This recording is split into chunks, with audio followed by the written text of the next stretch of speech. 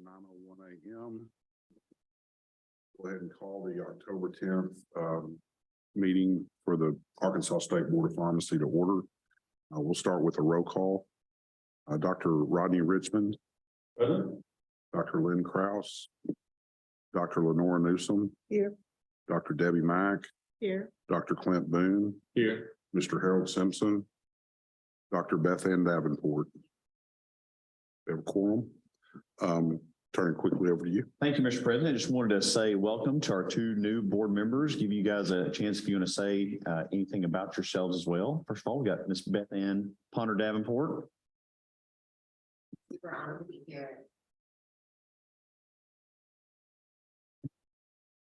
Dr. Boone. Clint Boone here from Little Rock, Arkansas, and also glad to be here. Good to see you guys. We will be happy to answer any questions during the meeting or as we go through this. It may seem a little overwhelming, but the first probably 2 hours is mainly reciprocity. So we'll get in a groove pretty quick. Couple of housekeeping things. We have all of these signs. I think they put two in front of me so that it reminds me to turn on my microphone.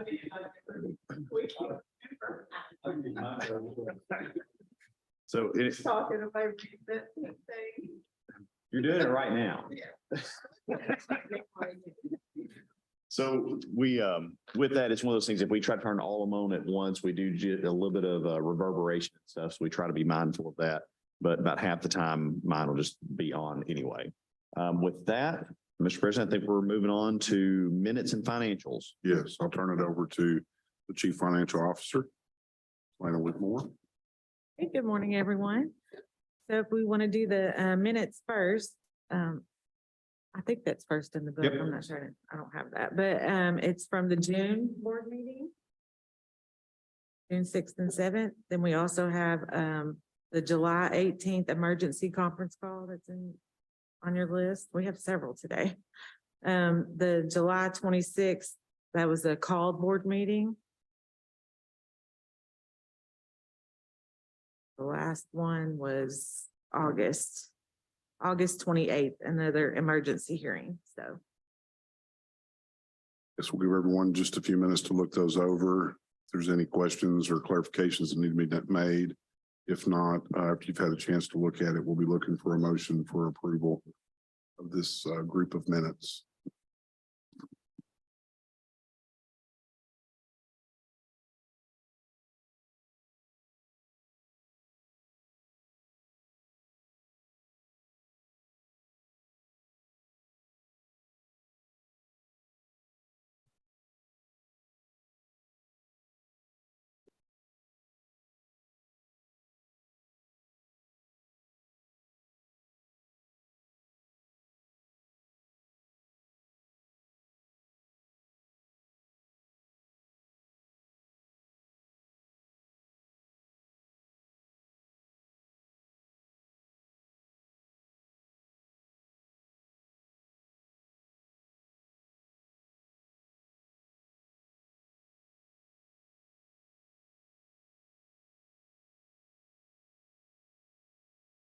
Well, I can make a motion that we approve the minutes.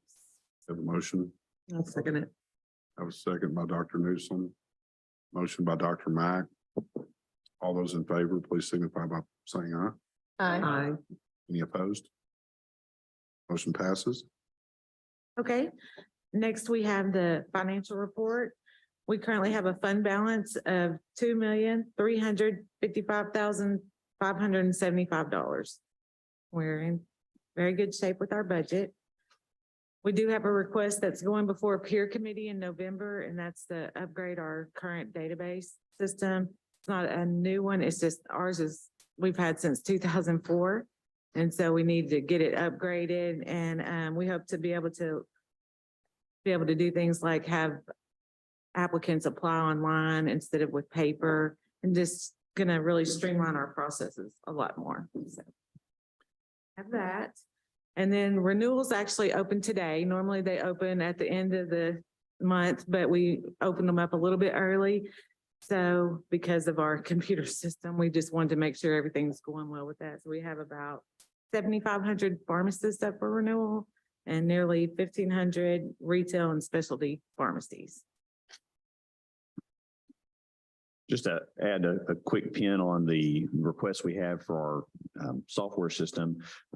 Having been here for many years, we've looked at other software systems several times. What we have generally found is there are either major problems with the amount of money it would cost to invest into another system, which would be well beyond what we have currently, or we found a system that would have comparable pricing, we would lose all of our current data. So we would basically end up having to maintain two separate systems, or so it would appear.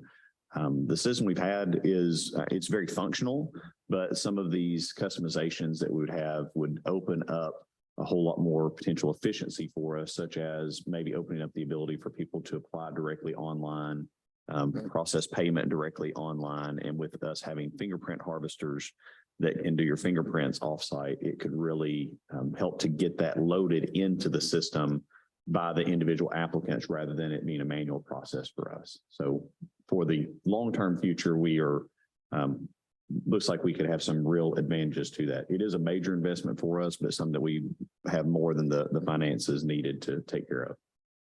Talking to some other states, even with that major investment in it for the last 20 years, our overall average cost, even spread over 20 years, is less than what most of our friends and partners in other states are having to pay.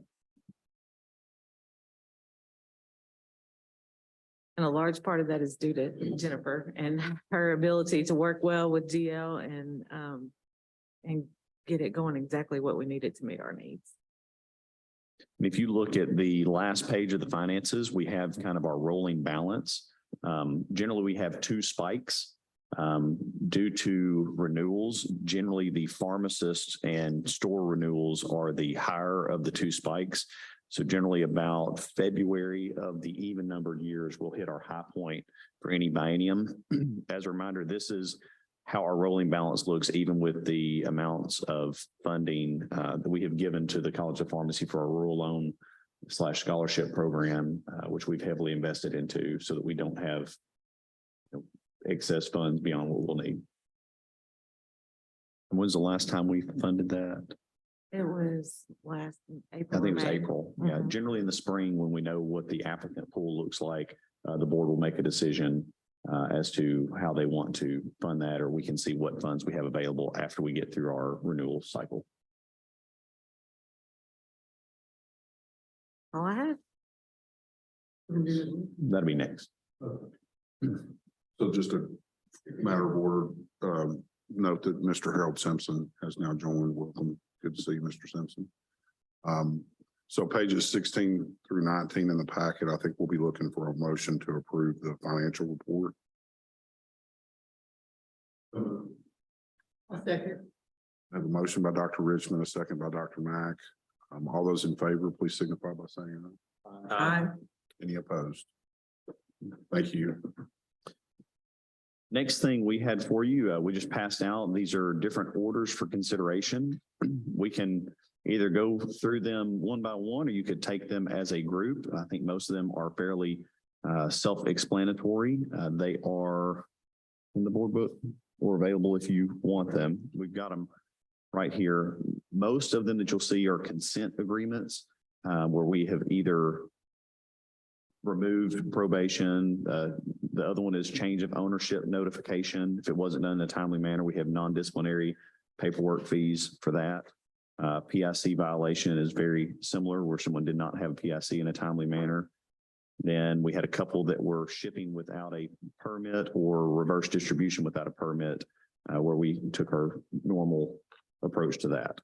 We did have two preliminary consent orders where people were voluntarily or we're basically doing a voluntary suspension of their license, but under the preliminary consent order method where we steer them towards our support group. We have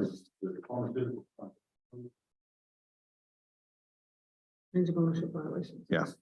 Change of ownership violations. Primarily, there was a PIC violation and then a couple that were shipping or doing returns without a permit. And then, of course, at the top, we had voluntary surrenders, and those are technicians that we've received notice on that violated one or several of the Arkansas State Board of Pharmacy rules and regulations. or the rules. So the voluntary surrenders are permanent. Generally, yes. They can reapply. The preliminary consent orders were voluntary, sounds like. Yes. Okay, any other questions or comments from the board? Really, all the consent agreements were not, I wouldn't call them voluntary, but they were in lieu of disciplinary action. If they hadn't signed them, when we would have scheduled them for a board hearing. Okay, so maybe more of a mutual agreement. More of a would be a mutual better way of agreement, kind of describing something we that. came to. Okay, thank you. And the total amount was $25,000 on those consent agreements. Okay, I believe you need a motion to approve these. Yes. And I'll second. I have a motion by Dr. Richmond, a second by Dr. Mack. All those in favor of approving these voluntary surrenders, consent agreements, and preliminary consent orders, please signify by saying aye. Aye. Any opposed? Passes. Another thing that we do not have to decide right now, but to put on your radar so we can make a decision before we end tomorrow is we are going to need to schedule a couple of days for board meetings just for hearings, which will be, we expect a couple of full days of hearings, 2 days in a row. Maybe not necessarily 2 days. One day and then maybe later another day, but whatever works for. Those would all be informal hearings. So we need 2 days of informals that we could do either a single day and a single day or 2 other days. What I was actually referring to is we're going to have 2 days of formal hearings. Or what, yeah. And we are trying to decide or asking the board, do you want us to just tag that on to basically 1 day of the February meeting and add a second day and try to isolate it all to having a 3-day meeting in February? Or if you would rather have a different 2 days to come in as a special date set? And like I said, not right now, but in the next day, we kind of need to know that. That would be one case. That would take 2 days. One case. One case, 2 days. Really, we'd have to tag. And we'll work with Brian on informal.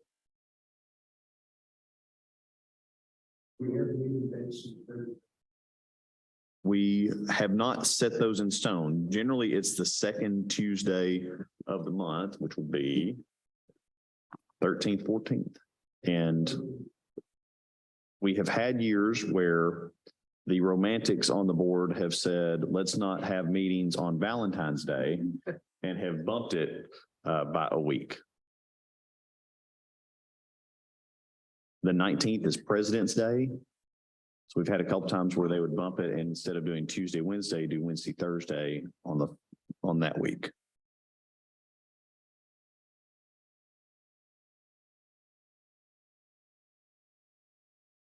Since we've got some time, can we go ahead and decide now? Is that okay with you guys?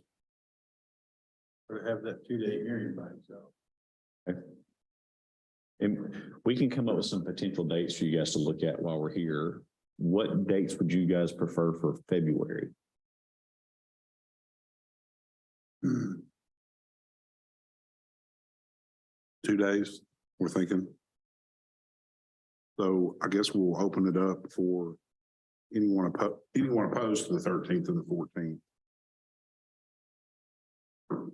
I know it's not just us, it's some of you have kids that you're trying to have fun Valentine's Days for as well. The next weekend, Lenore and I'll be gone. I mean, it may be a Thursday, but if you're trying to make it Tuesday, Wednesday, Thursday, that Oh, could be a. The 22nd.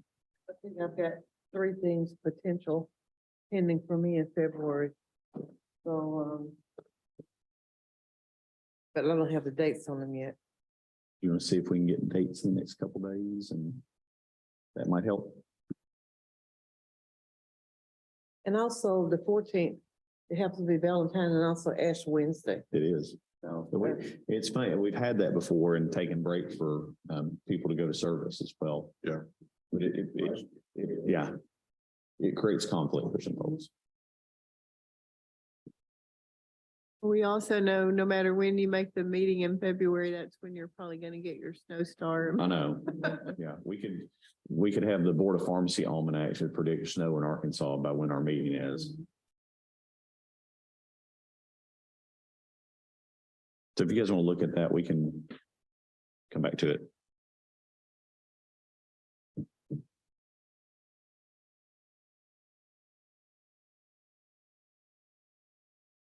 I guess really just need to hear from those that the 13th and the 14th would not work. Since that's our traditional time, so. We would never want it the first week of February. I mean, I don't care if it's the 13th. Yep. or 14th. 6, 7. Yeah, 6, 7, 8 may not be bad. Y'all like the 6th, 7th better? I'm okay with the 6th and 7th. Sometimes they don't like it to be real early in them, Well, but that's just for February. And do the others standalone. Okay, we can block the 6th, 7th, if that's what y'all want. are we going to wait even later than that date for the 2 days? Or are we trying to do it? before? We'll try to come up with 2 or 3 options and see if Okay. they'll work for you guys. Okay. We've done informals, I think in January before. I don't know about November. We've done November. November gets a little bit tricky because of Thanksgiving, but we've done early December.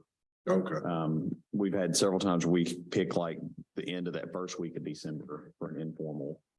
So I know you need 2 days informal. And 2 days formal.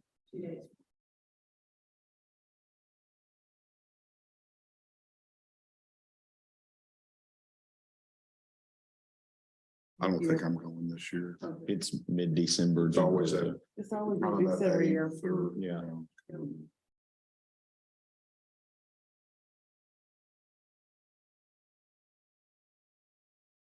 Well, Yeah. So this may be a silly question, but can you tell me kind of the difference between informal versus formal? Absolutely. Generally on our informal conferences, it's a portion of the board and mainly what we're dealing with, it's treated in some ways much like mediation where if you have an issue before the board and we're not arguing about necessarily the facts of the issue and we want to see if we can reach some sort of a settlement or some sort of an agreement, sometimes it's just a discussion. But it is a less formal approach than a formal board hearing. So you don't have to have a full quorum of the board. Oftentimes it's like 3 board members and people come in, they make a suggestion, and that's where like these consent agreements, we can show you some of those. A lot of times you'd see consent agreements that are from an informal conference, or it's largely applicants that have something on their background. You know, something that they either answered yes on their background to, or they answered no, and they should have answered yes, and they get to come explain it to the board and see if they can basically have an appeal and ask for a waiver for that. So I think we have 15 or 20, 22 applicants with that type of issue right now. And it's probably important to note, we process probably 2,200 to 2,500 pharmacy technicians every biennium. And we just renewed, and whenever we renew, we'll lose a third of them. Like a third of them are no longer in the profession or not renewing their permit, but it's a constant influx of, 100 plus every month. So, I mean, any given Monday, we'll have 15 new applicants in there that Christy is starting to go through those. Nancy does most of the assist, and we'll have 400 and probably 50 pharmacists every biennium. And we've got 90 something, I think, at this reciprocity meeting, plus student intern. So if any of them have a background issue, generally it's an appearance for the informal conference.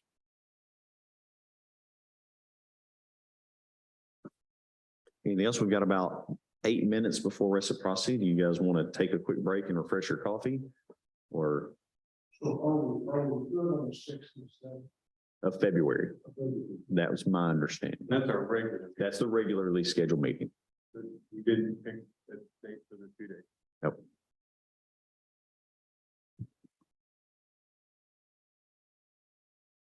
Okay, we've got about 7 minutes and then we'll get started on reciprocity. Sounds good. We'll be right back. Bam.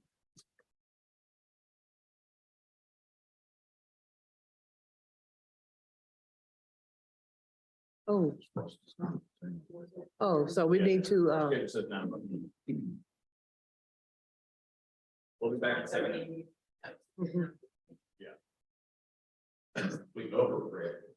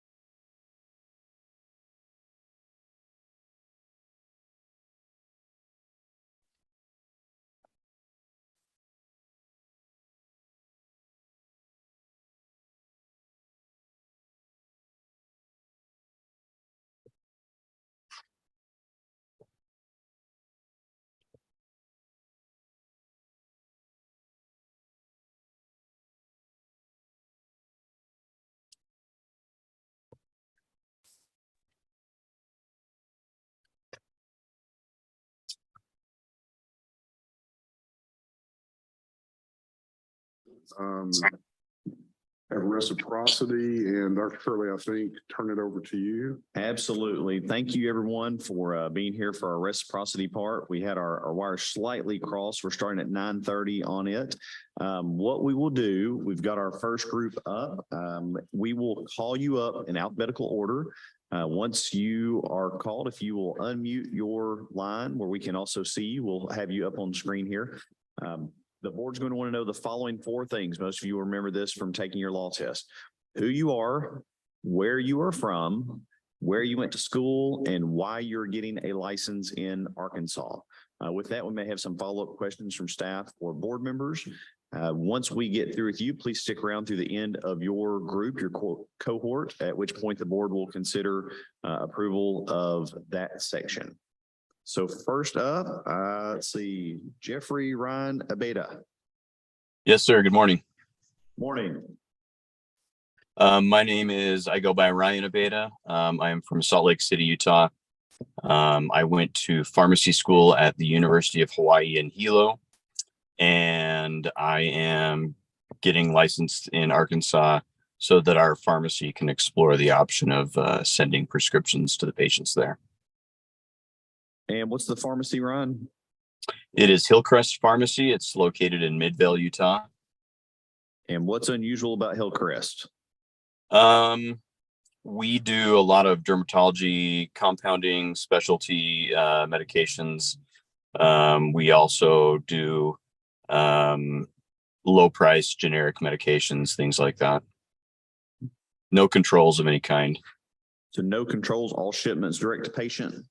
Correct. Other questions for him?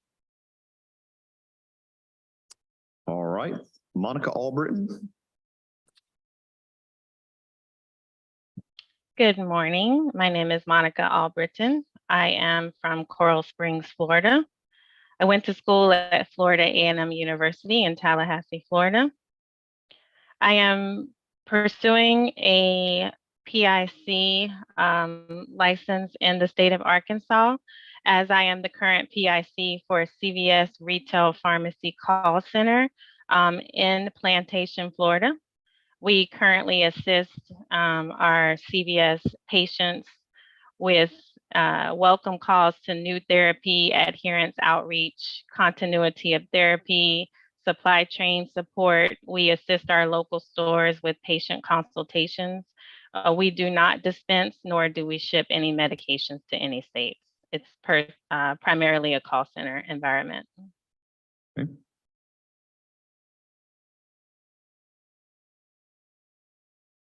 Any questions? So no offsite order entry, specifically just counseling for like your other mail order facilities? Correct. That is correct. We can assist with third-party rejections or processing, but no data entry. Yeah, I'm not sure you can do third-party processing or that for Arkansas with some of our offsite rules, but for the other mail order facilities out of state, you very well could. What's the distinction between data entry? Can't do data entry verification. That would be part of offsite order entry or verification for us. And before? Yes. But I'm saying she can't do it for Arkansas stores. Counsel, assistant counseling for local. So tell us how you're assisting with counseling on local stores, since that's something that's required to be done on site with our local stores. So we were previously the Simple Dose Pharmacy. Now that we no longer have the Simple Dose Pharmacy, we assist with our CVS stores. We normally have a group of patients or a batch of patients from specific states. Arkansas is not one of those states, but we still have a permit in Arkansas in case there is anything that comes of need. The next thing that we are working on is a project with Novo Nordisk, in which we will be working with calls to patients who they have that are currently receiving certain medications in their portfolio from our local pharmacies.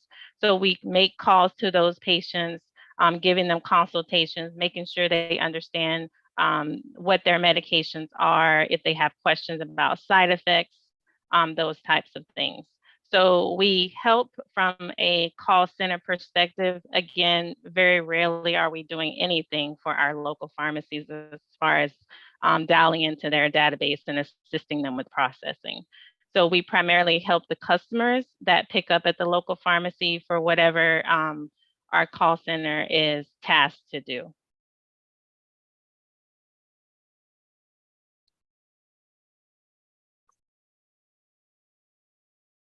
Anything else? Okay. See, David, is it Atala? Yes, sir. You said it perfect. All right. My name is David Atala. I am currently living in Winter Haven, Florida, and I work in Lakeland, Florida at Welldine. Currently undergoing a name change to Healthdyne. I work at the specialty portion of the company, which is called Welldine Specialty Pharmacy. We're mainly a mail order pharmacy / PBM. Our main pharmacy does 90% of the dialysis drug dispensation in America through DaVita and Fresenius. And in the specialty pharmacy, we do about 200 to 300 a day. And the reason why I'm getting a license is because I'm the PIC of the specialty pharmacy, of Welldine Specialty Pharmacy. Any questions? So how do you notify patients of the potential conflict between the PBM and the pharmacy that they own as required by Arkansas law? Well, I don't really, I don't work at the PBM portion of the business. That's completely run by a different staff. It's actually a requirement on the pharmacy to notify patients of the potential conflict. It's a Arkansas statute. So it's not that the PBM has to notify them, it's that you at the pharmacy have to. So what we do is before we even ship a medication, we have what's called an initial assessment. We have pharmacists that do initial assessments before the drug is even scheduled to ship. And we answer any questions that they may have. We also have, before that even occurs, before we schedule the drug with the patient and make sure they don't have any questions, we have the insurance adjudication process at the beginning of right when we receive the script. So that way, if it's, rejected or anything, they go on to the next step. We have a whole team that works around that. So for Arkansas, you cannot legally bill that prescription until you've talked to the patient to have approval to bill the prescription either. So please go back and look at Rule 7, the very end of it, as well as the Practice Act for those couple of specific prohibitions that are likely unique to Arkansas. Yes, sir. Yes, sir. Absolutely. Yeah. The patients definitely know before the drug is adjudicated. Absolutely. The doctor and the patient know when they send in the script that the drug is being adjudicated before any further step occurs, and what happens, throughout the adjudication process. If the drug is rejected or it's not covered, we then refer them to a copay program or try to help them with the next step in approving the drug. Other questions? All right. Michaela Basista. Hi, good morning. My name is Michael Basista. I'm from Youngstown, Ohio. I went to school at Duquesne University in Pittsburgh, Pennsylvania, and I work at a FDA registered 503B outsourcing facility in the Youngstown area, and we are looking to get licensed in Arkansas. And my apologies, I said Michaela on mine, not Mike. That's okay. When was your last FDA inspection? September of 2022, last year. Okay. And have you already gotten all of your results back from it, from your letter exchange? 43 issues, correct. Yep. Okay.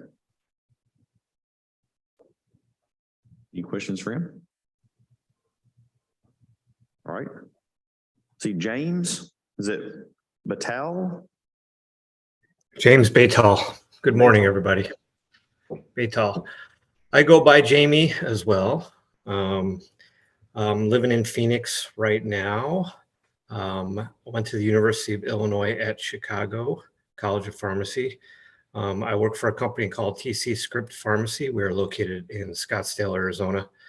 We provide free goods to patients around the country. And what I'm trying to do is become PIC, as our current PIC will be departing the pharmacy very soon. And then we'll be working on redundant licensing as well with our other pharmacists. But currently we provide free goods medications around the country for qualified patient assistance programs through manufacturers.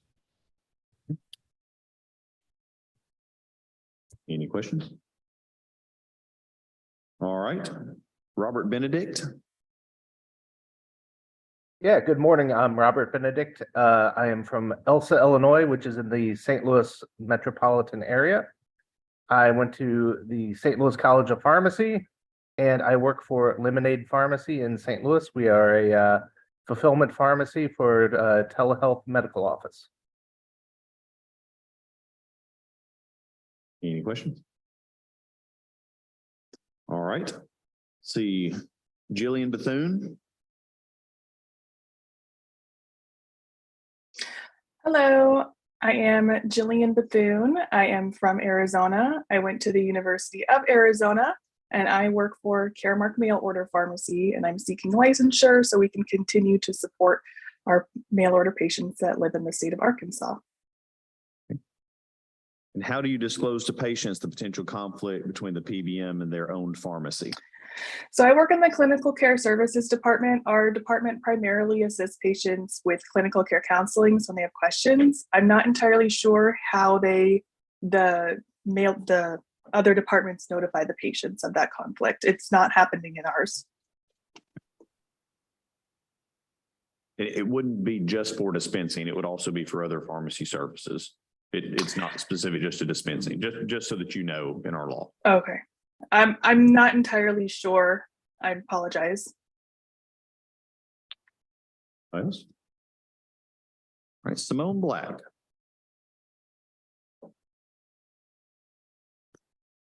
Hey everyone. My name is Simone Black and I'm from Brandon, Mississippi. I went to pharmacy school at the University of Mississippi, and currently I'm a pharmacist that works at West Cancer Center and Research Institute, which is located in Germantown, Tennessee. While I primarily work in the infusion pharmacy, I was asked by my director to get cross-trained in our oral specialty pharmacy. However, because we ship our oral chemotherapy and supportive medications to patients who live in Arkansas, I was going to need to obtain my Arkansas license in addition to my Mississippi and Tennessee license. And I obtained my temporary license on July 18th of this year. And were you in the Grove cheering on the Hogs Saturday? Unfortunately, I was not, but I wish I was. Yeah, I don't know that you caught. I said cheering on the Hogs. Oh, my bad.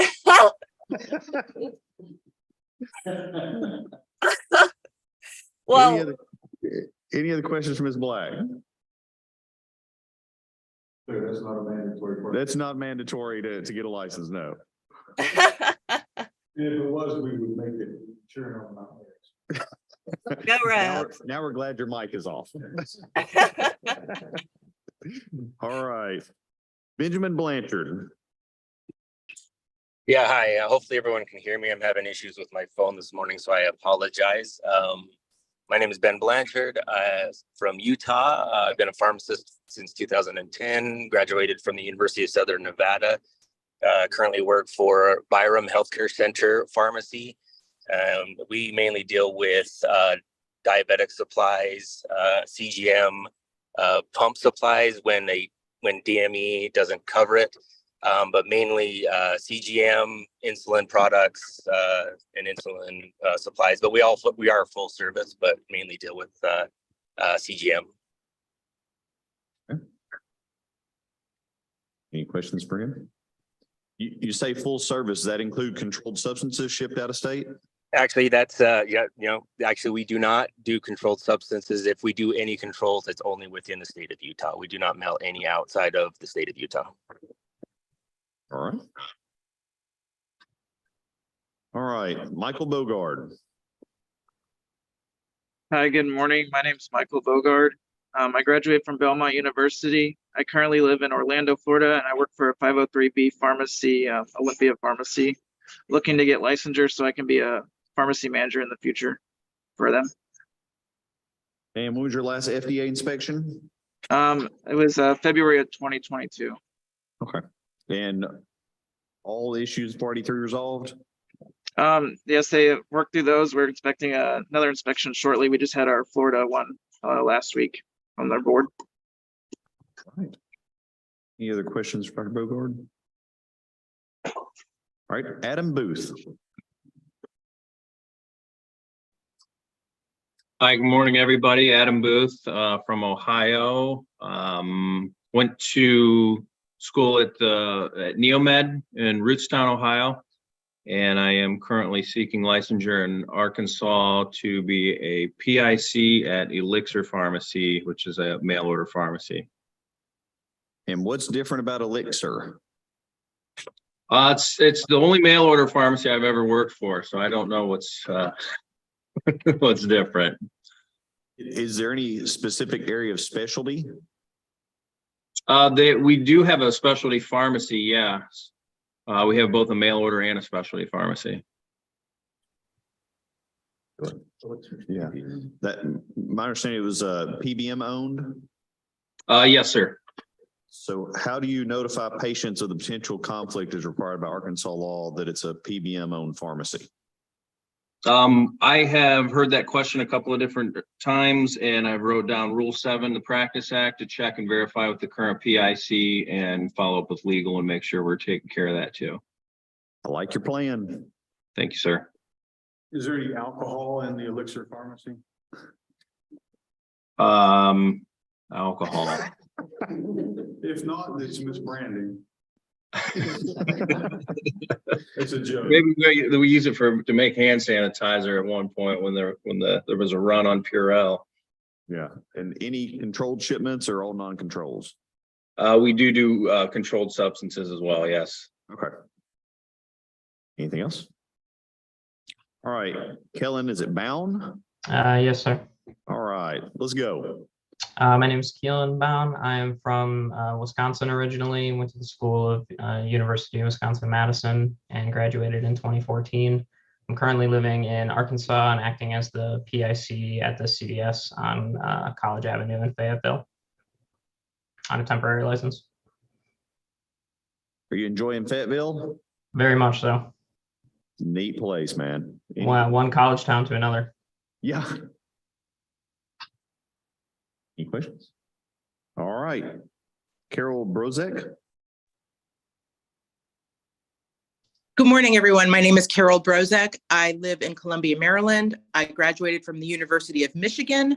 I work for CVS Specialty Pharmacy and am seeking a license in Arkansas because we do ship into your state. My manager is the PIC, so I am just seeking license to be backup.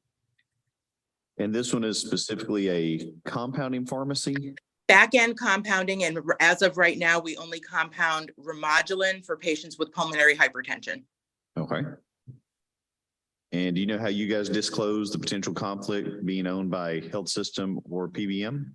We have front-end staff who communicate directly with the patients, so I'm completely removed from that. I'm back-end sterile compounding, but we do have front-end staff who do the introduction to the services, to the company, and we have front-end pharmacists as well who communicate directly with the patients. Okay.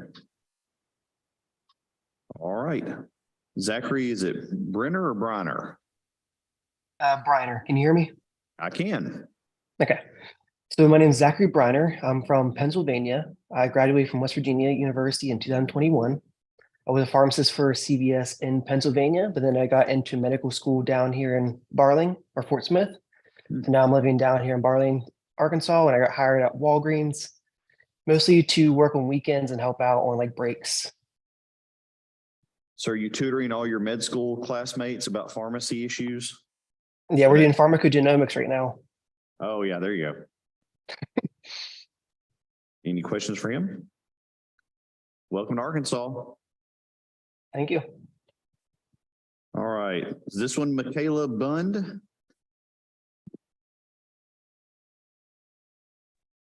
Yes, Bundy? Michaela Bundy. There you go, Bundy. Yes, yes. Yeah, my name is Michaela Bundy. I graduated from SDSU in South Dakota in 2019. I'm originally from Sioux Falls. I currently live in Louisville, Kentucky. My pharmacy here, Medvantix, we have an out-of-state resident license with you guys, and we ship medications into your state. We primarily partner up with drug manufacturers for their patient assistance programs and do direct-to-patient shipments. Any questions for her? Oh, I forgot. I'm seeking licensure for PIC purposes for Medvantix. Yep. All right. Next up, we have Gina. Hi, my name is Gina Bian. I am working in Quadrant. It's an outsourcing facility in Edmond, Oklahoma. I graduated from University of Oklahoma College of Pharmacy, and I'm seeking to get licensed in Arkansas so we can send our products to Arkansas clinics. And let's see, controlled substances, and you're sending those to doctors' offices for implantation? Right. And what was your last FDA inspection? September 22. Okay.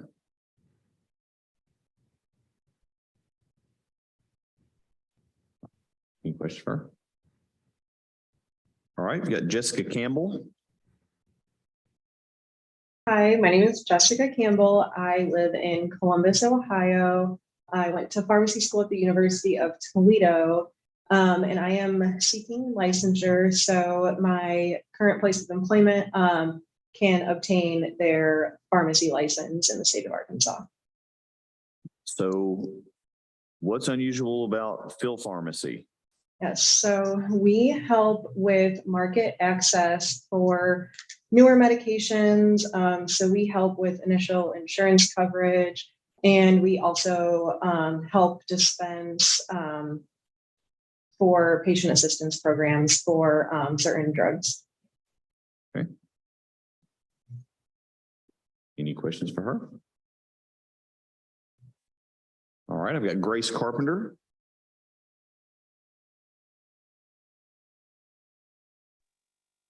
Hi, can you hear me? I can. Great, thanks. My name is Grace Carpenter. I'm from Coral Springs, Florida.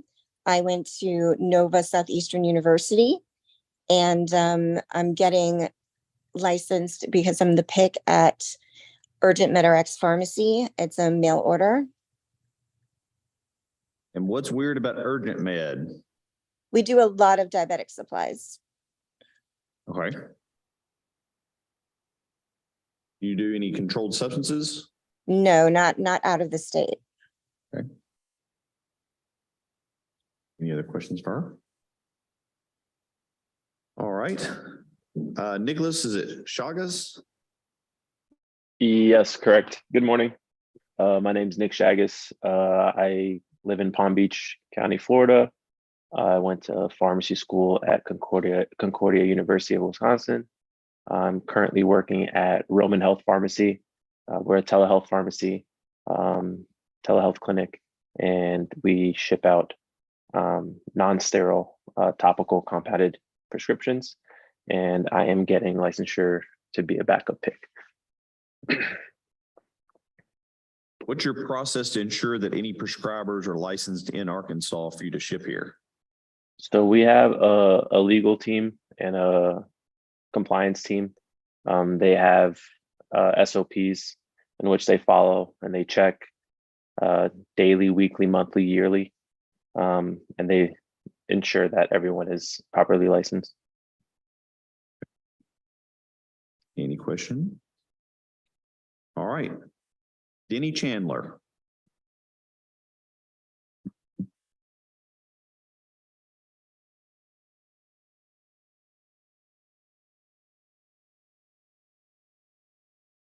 We have Miss Chandler. I think I see you and I think you're on mute.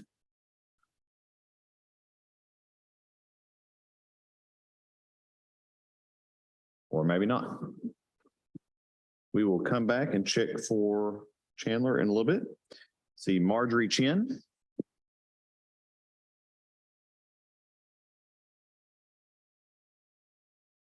I can see that Marjorie is with us, but I do not see her on screen. Here we go. Can you guys hear me?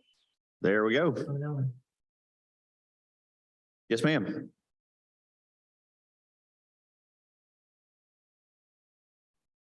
All right, I think I have to use my computer, but I'm double hearing myself. Oh. We can hear you fine. Okay, so my name is Marjorie Chen. I'm from Chicago, Illinois. I went to school at Philadelphia College of Pharmacy and Science. I am getting licensure in Arkansas for backup pick. And I work for DeliverCareRx Pharmacy, which is a hospice mail order pharmacy. Is there a specific facility you're going to be the backup pick for? Or is there The Illinois? Yeah, the Illinois pharmacy. Okay. Yeah. On hospice, how are you guys dealing with emergency needs for your hospice patients in Arkansas? So the PBM has to set up local pharmacies for the patients or the hospice itself. So in the event of an emergency, they have local pharmacies that they can go to for medications needed. So are you doing inpatient or home hospice? These are patients who reside at home. Okay. Any questions for her? All right, Aubrey Chisholm. Hey, I'm Aubrey Chisholm. I'm from Charleston, South Carolina. I went to school at South University in Columbia. I am getting licensed to be a backup PIC at my specialty pharmacy. I work at Blue Sky Specialty Pharmacy. And what's weird about Blue Sky? Weird about them? Yeah, what's different? So we do about 70% immunology medications. All right, any questions for her? All right, Robert Cimarelli. Good morning. My name is Robert Cimarelli. I am from West Deptford, New Jersey, just outside of Philadelphia. I went to the University of Sciences in Philadelphia, now part of St. Joe's University, and I am working currently for Letters Health, a 503B outsourcing facility, and seeking Arkansas licensure in anticipation of serving as pick of a new secondary location to be located in New Jersey. So pre-opening for New Jersey at this time then? That's correct. Yes, we are not yet operational. We are registered as of July of 22 with the FDA, but we're not yet operational or inspected. Our parent company, our first facility is out in Denver, Colorado. That's last inspection was October of 21 and close out in March of 22. Okay. Any questions for him? All right, next up, I've got Melitha Coleman.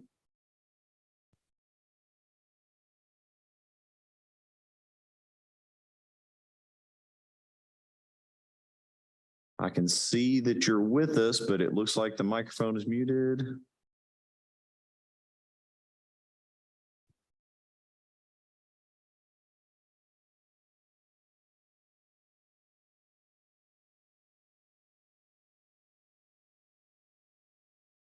See, Dr. Coleman, can you hear us? All right, we will come back and check her again. I can see that she's with us, but apparently not on. Let's see, Vonda Colquit. I'm sure I'm mispronouncing that. Colquit? Yes, good morning. You did a great job. My name is Vonda Jackson Colquitt. I currently live in St. Petersburg, Florida. I'm a graduate of Xavier University of Louisiana in New Orleans. I am seeking licensure in Arkansas as I was most recently employed with CVS Health. However, I was involved in a layoff as of August 31st, looking to make myself more marketable. All right. Any questions for her? All right, thank you, Ms. Colquitt. Thank you very much. Now we have Deanna Connors. Good morning, everyone. My name is Deanna Connors. I grew up in Buffalo, New York, where I also went to pharmacy school at the University of Buffalo. And I'm currently seeking licensure in Arkansas to be the backup pick for a facility called Thermo Fisher Scientific Pharmacy, where we do mail order pharmacy. So you're in Rockville now? Exactly, Rockville, Maryland. Yep. Questions for her? All right, Allison Croft. Hi, I'm Allison Croft. I live in Philadelphia. I went to the Philadelphia Pharmacy School here. I am seeking licensure to be a redundant non-resident pick, and I work for Biomatrix Specialty Pharmacy in Pennsylvania. Hey, and what's different about Biomatrix? The company as a whole focuses on IVIG and hemophilia. The branch that I work out of, though, is specifically manufacturer services. Okay. Any other questions for her? Okay, that's the end of our first group. I'm going to go back and check for Denny K. Chandler.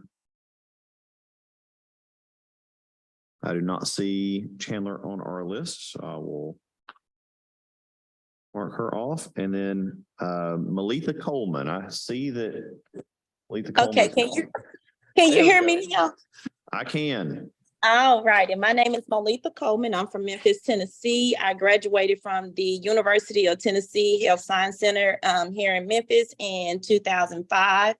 I currently work full-time for Vital Care of Memphis as the PIC here. And then I also work PRN for Walmart. And I am seeking an Arkansas license to be able to cover shifts in Arkansas. All right. Any questions for her? This is Denny Chandler. Are you able to hear me? We can. There you go. All right, I'm not real familiar with Zoom. I'm actually from Arkansas and went to college at UAMS. I never received a license in the state of Arkansas. I moved to Ohio and also Florida, so I've recently moved back home and am employed with CVS and in Little Rock. All right, welcome back to Little Rock. All right, thank you. It might have changed a little bit the last few years.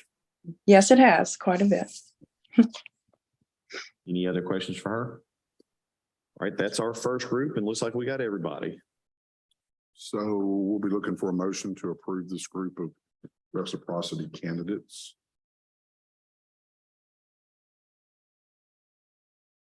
I'll make the motion. I have a motion by Dr. Newsome, a second by Dr. Knight. All those in favor, please signify by saying aye. All those, anyone opposed, please signify by saying nay. Motion passes. Just a couple of record keeping issues for you guys. As a reminder, we do a 100% audit of CE each year. I believe that you are exempt this year since you are just now getting your license. Along with your actual license, there'll be a couple of things. You will have to renew your license that will expire December 31st. You'll get a couple of letters. One is about the Arkansas Prescription Drug Monitoring Program for reporting requirements for any licensed pharmacy. The other, the folks at the Arkansas Pharmacists Association had an invite and asked us to include that in your letter as well. We do have a very active state association that, if you're interested, will help to keep you up to date on some of the especially legislative statutory issues that change in Arkansas. We also have a closed Facebook group, Arkansas Pharmacist Q&A, but if you're interested in keeping up with that as well, if you apply to that group as a licensed Arkansas pharmacist, we will usually let you in within a day or two. With that, welcome to Arkansas. I'm going to give it just a couple of minutes for you guys to roll off as we have our next group, which I believe we had scheduled for 10 o'clock. Thank you. Thank you. Thank you. all. Thank Thank you. you. Thank you. Thanks.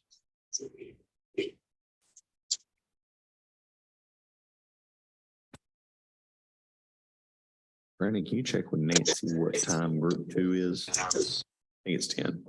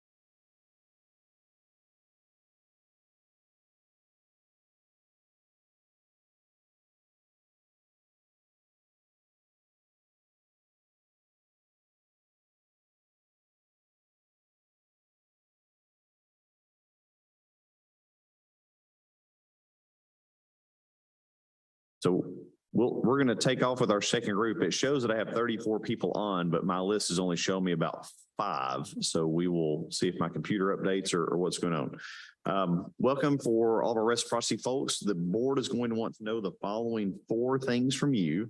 And then after that, we will wait until the entire group is done to ask the board to consider approval of the group. Who you are, where you are from, where you went to school, and why you're getting a license in Arkansas. Call you up alphabetically. Please stick around to the end. The first one I've got is Victoria Darrington. Hi, I'm Victoria Darrington. I am in North San Diego County, Carlsbad.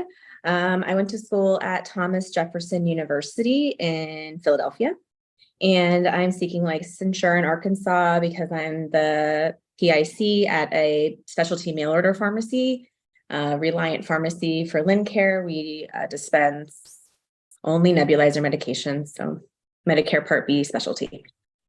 Any questions for her? All right. Is it Hale or Haley? Hal Dimitri? Good morning, everyone. My name is Hale Dimitri. I'm from Palm Harbor, Florida. I graduated from Long Island University, New York.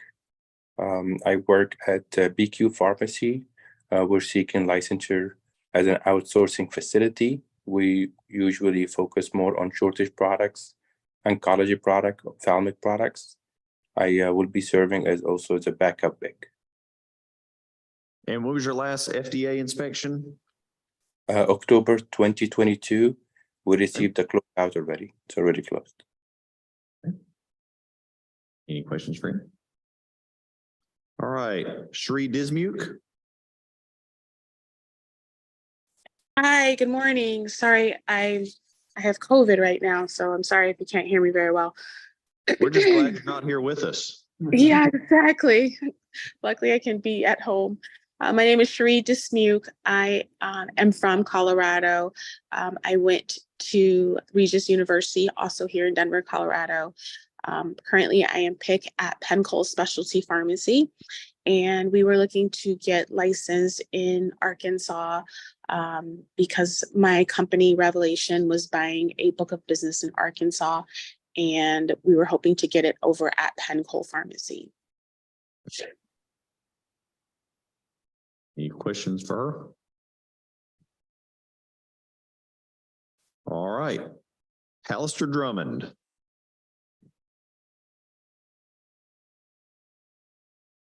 Hey, good morning, everybody. My name's Hallister Drummond. I'm born and raised in Austin, Texas. Went to Texas A&M Health Science Center, College of Pharmacy. I'm the PIC over at Austin Compounding Pharmacy.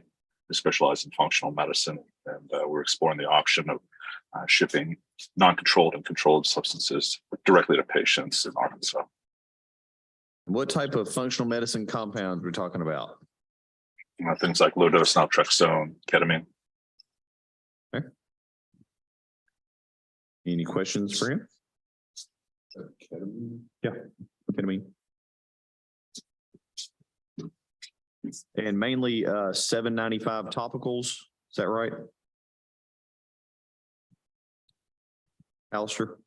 Yes, sir. Yes, sir. Non-sterile compounding facility. Yes, sir. And then topicals, we do topicals, but we also do, oral medications. LDN, low-dose naltrexone, typically is an oral. Okay. Anybody else? All right, Michelle Durrani. Hi, good morning, everyone. My name is Michelle Durrani. I'm from Phoenix, Arizona. Went to pharmacy school in Nevada at Roseman University of Health Sciences. And I'm seeking licensure for like backup pick purposes. I currently work for Walgreens Centralized Services. So we can't do much for Arkansas, but I'm essentially just the backup to the backup to the backup. Okay. Any questions for her? Let's see, we have Joseph Aluzzi.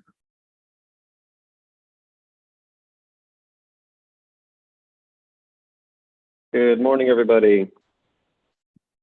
Morning. My name's Joe Aluzzi. I'm from Orlando, Florida. Graduated from the University of Florida.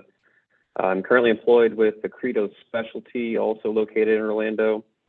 We mainly just do specialty dispensing, processing, and some sterile compounding for PAH products, bleach, immunity, remodulin. And we mainly dispense to the Southeast U.S. and only dispensing one controlled substance of Sublocade. And I'm currently licensed as a backup pick. On your Sublocade, what type of verified receipt are you requiring? So there is a verified signature receipt at each doctor's office of where it's shipped.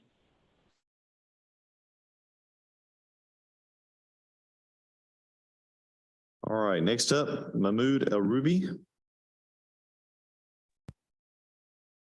Hi, my name is Mahmoud Arubi. I'm from New Jersey, and I went to Rutgers State University. I'm the pharmacist in charge at the 503B Hikma Injectables in Cherry Hill, New Jersey. And when was the last inspection for Hikma? Last FD inspection was in July 2022. Any questions for him?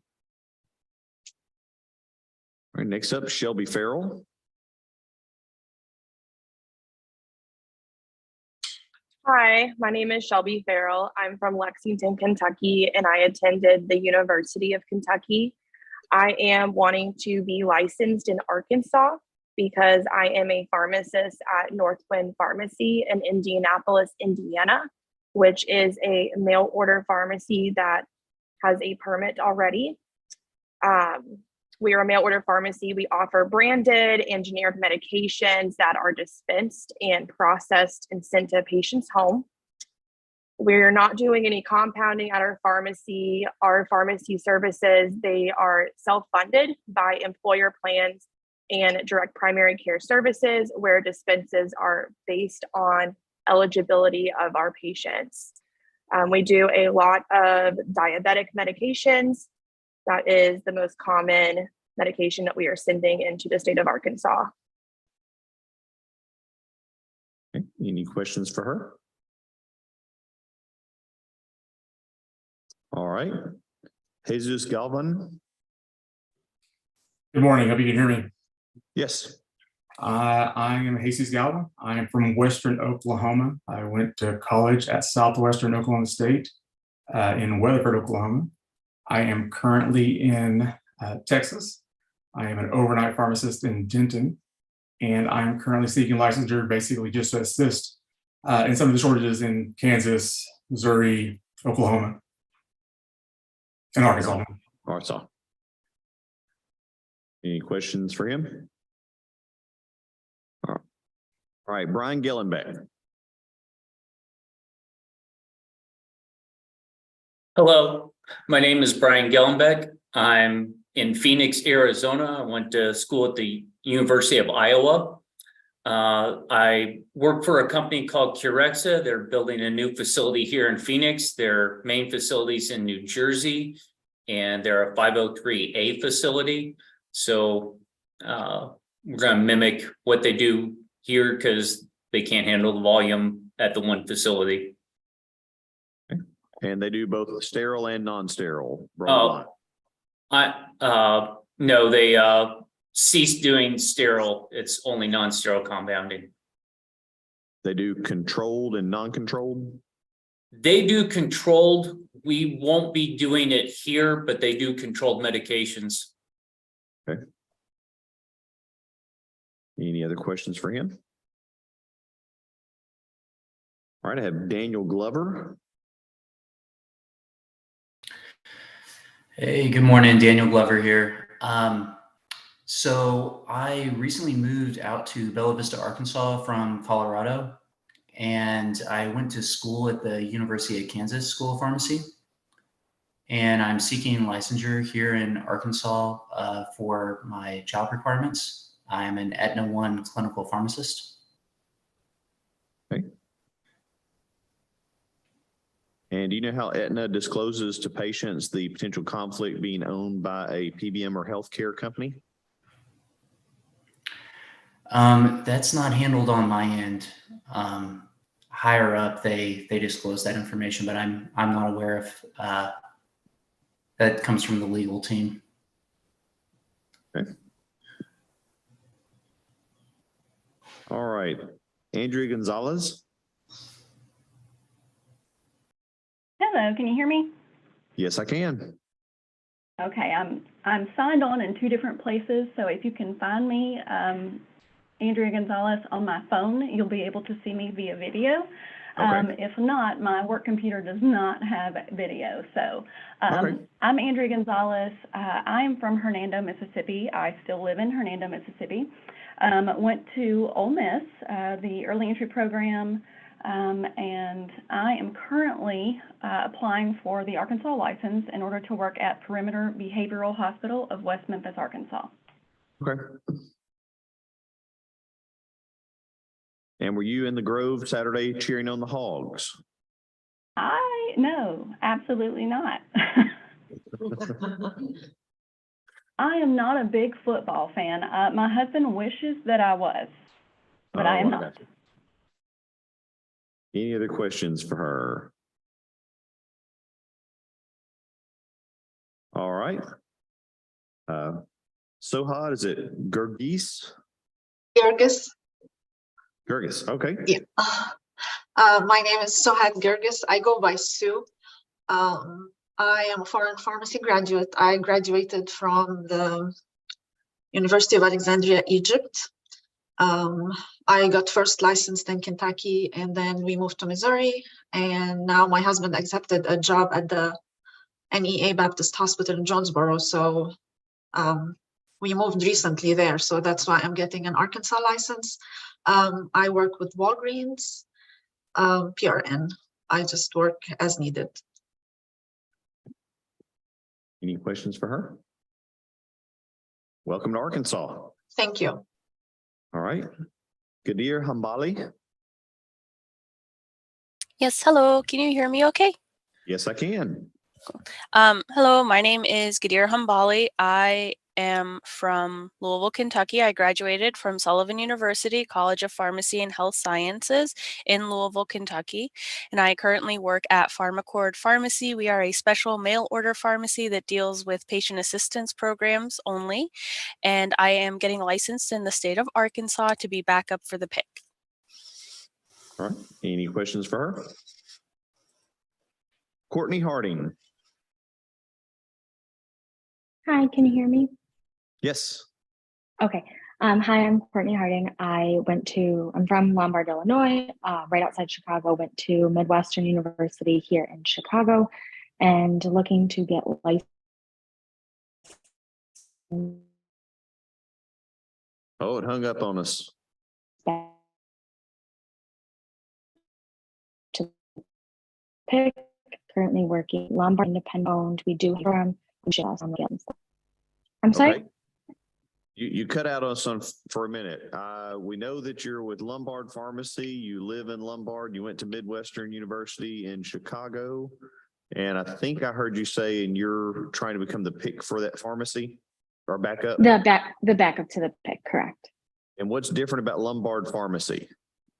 So we're a retail pharmacy, but we do offer some mail order, or not mail order, but programs that assist patients in all 50 states. So able to get access to medications at a cheaper price. Okay. Any questions? Looks like they're also doing something. Yeah. What type of compound are you doing that you're shipping into Arkansas? We're not compounding at all. Okay.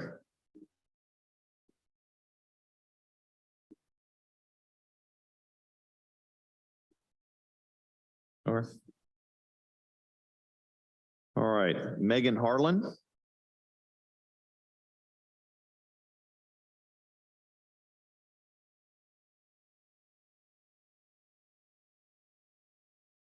We have Harlan on the phone.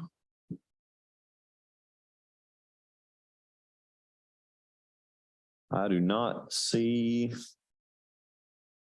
Megan on with us. We'll come back and check.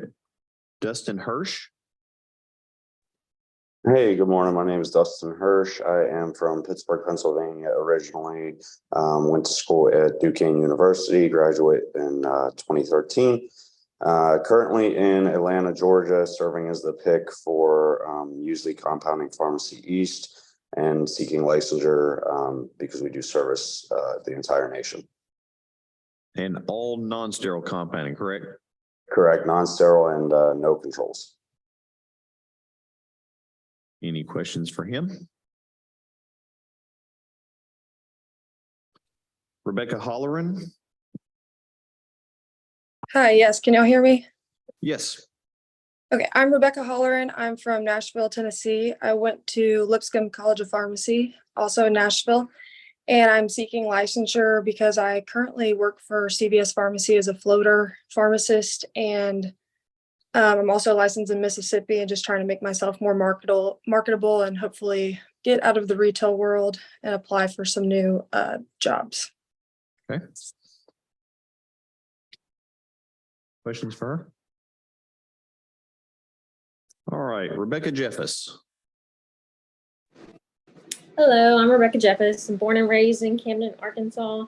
I graduated from Harding in 2019 and then moved to the DC, Maryland area where I got my Virginia and Maryland license.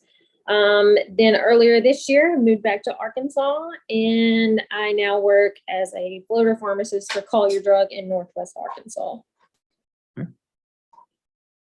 So did you just try to see how far you could get from Camden, Arkansas? Basically, that was the goal, and yeah, I reached that goal, and now I wanted to come back. There you go. It's a great place to be from. Yes. Any questions for her? Yeah, isn't Betsy your cousin? That's my aunt.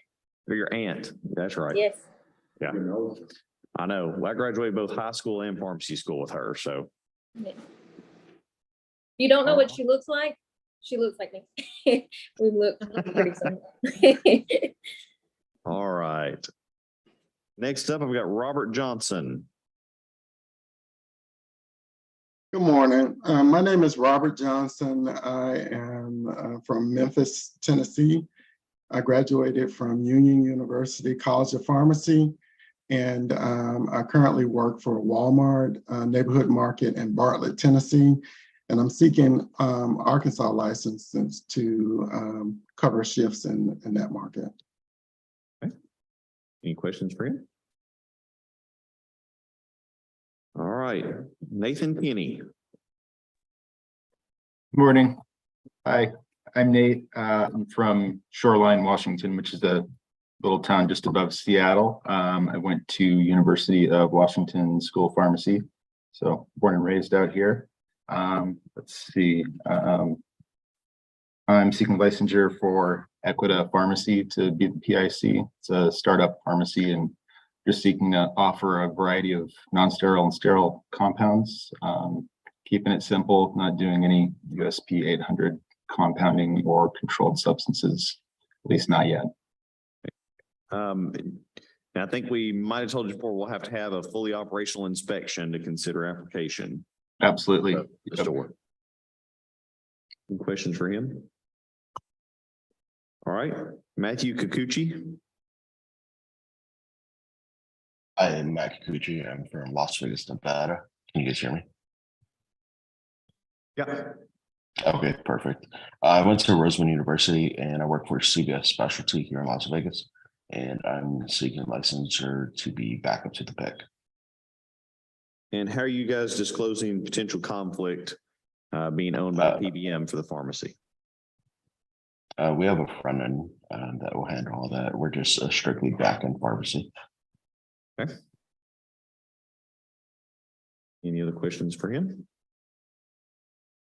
That is the end of group 2 for me. I'm going to go back. Megan Harlan. We did not see Megan earlier. Okay, I do not have Megan, so we would exclude her from consideration.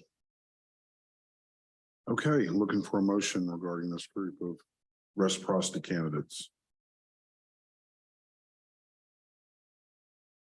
So moved. Motion to approve. We have a second? Second. Okay.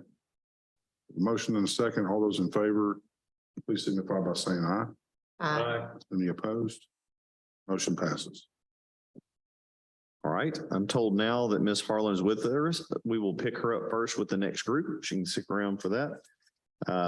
Couple things for all of you guys. You will not have to report CE this year, although your license will expire December 31st. But since you just got licensed, we're not expecting you to show CE again to us immediately. You do need to realize we do a 100% audit of CE requirements for pharmacists each biennium. So please pay attention to that. If you don't have the NABP CPE Monitor app, you should probably get that.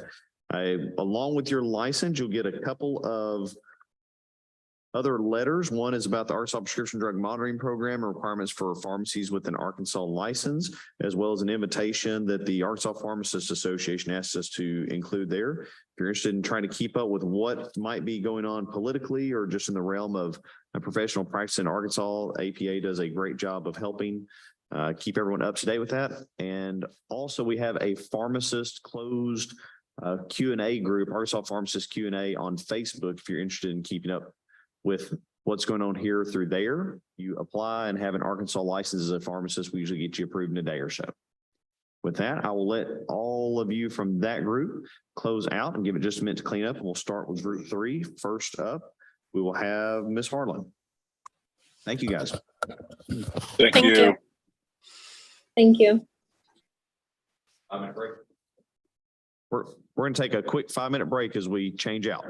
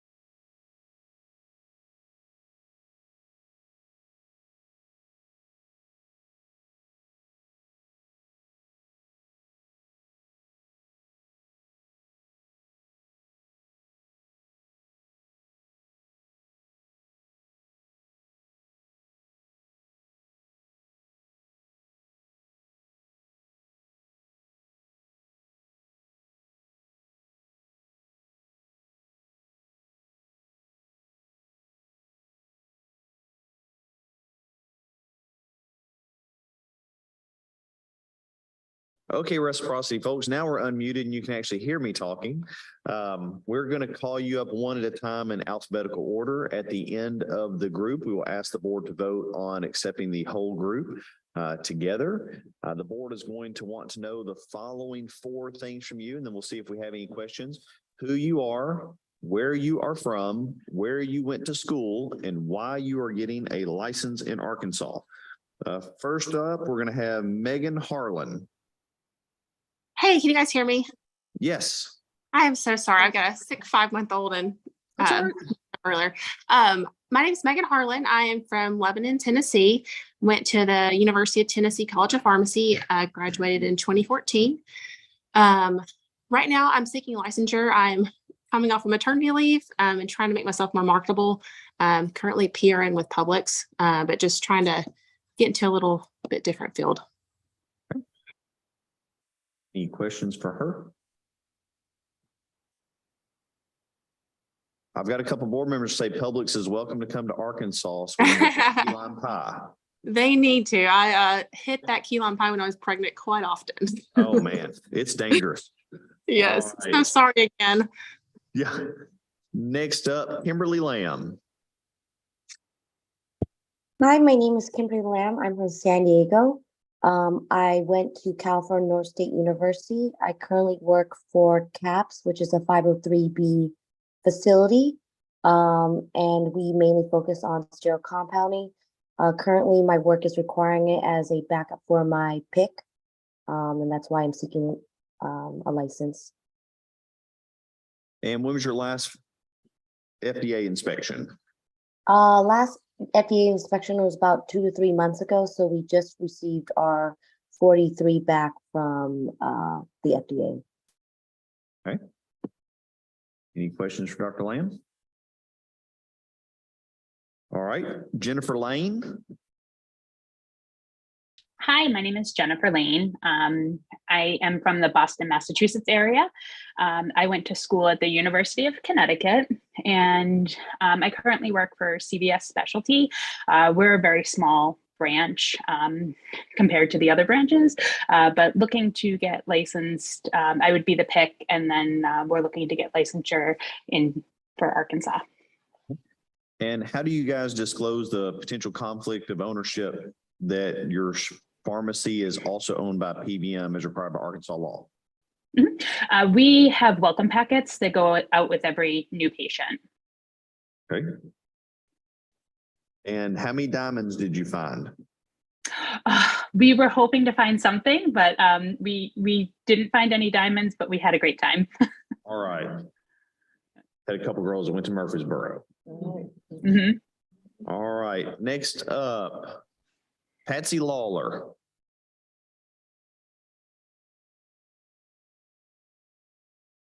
Do we have Miss Lawler with us? I do not see Lawler. We will come back and check again a little bit. Eric Lee. Hello, can you hear me? Yes, I can. Hi, I'm Eric Lee from Allentown, Pennsylvania. I went to the Philadelphia College of School and Pharmacy. I currently work for CAPS Pharmacy, put in Allentown, and I'm getting the license for backup to the PIC. And when was your last FDA? March of this year. Okay. Any questions? All right. Let's see, Taylor Metter. Can you guys hear me okay? Yes. All right, my name is Taylor Metter. I am from Kansas City, Missouri. Went to the University of Missouri, Kansas City School of Pharmacy, graduated in 2021. I have only been a pharmacist in Utah though, so I am moving from Utah to Arkansas, and I am employed with CVS Pharmacy. What part of Arkansas? Bentonville. It's a beautiful area. Yep, love it so far. Any questions for her? All right, welcome to Arkansas. Thank you. Emily Nageli. Hi, can you hear me? Yes. I am Emily Nagley. I live in Bemidji, Minnesota. and I did go to North Dakota State University in Fargo. I graduated in 2009, and I currently work for Truax Patient Services. We work with manufacturers to offer cash direct programs and patient assistance programs. We work with just a few medications, no controls, and I'm getting a backup license. Our PIC is currently licensed here in Arkansas. Okay. Any questions for her? All right. Let's see, Jordan Naval. Hey, my name is Jordan Navaya, and I'm currently living in San Antonio, Texas. I graduated from Presbyterian College School of Pharmacy, and I'm currently the 4th level of redundancy for PIC for Arkansas. And at your pharmacy, how do you let people know the potential conflict that Optum is also owned by PBM? My department is strictly back-end pharmacy. We do have front-end and a legal team that I assume discloses that information. Okay. Any other questions for her? All right, My Win. Hi, my name is Mai Nguyen. I'm from Houston, Texas. I went to school at Philadelphia College of Pharmacy. I work for Harris Health System, and I'm looking for Arkansas licensure to move sometime next year. Questions for her? All right. Tao Win.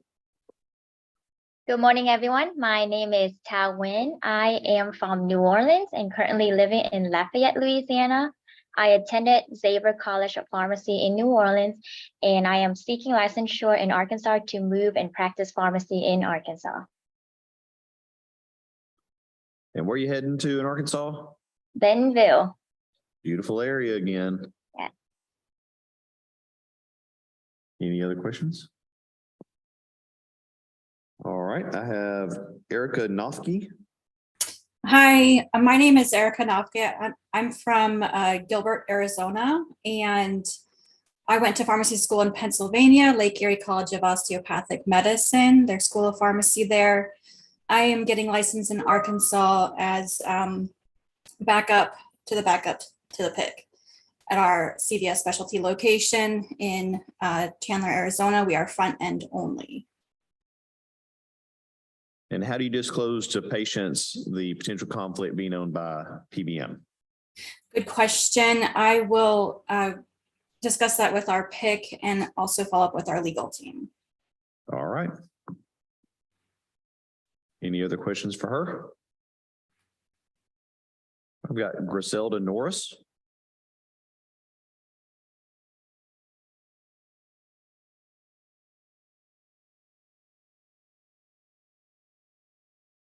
We have Miss Norris.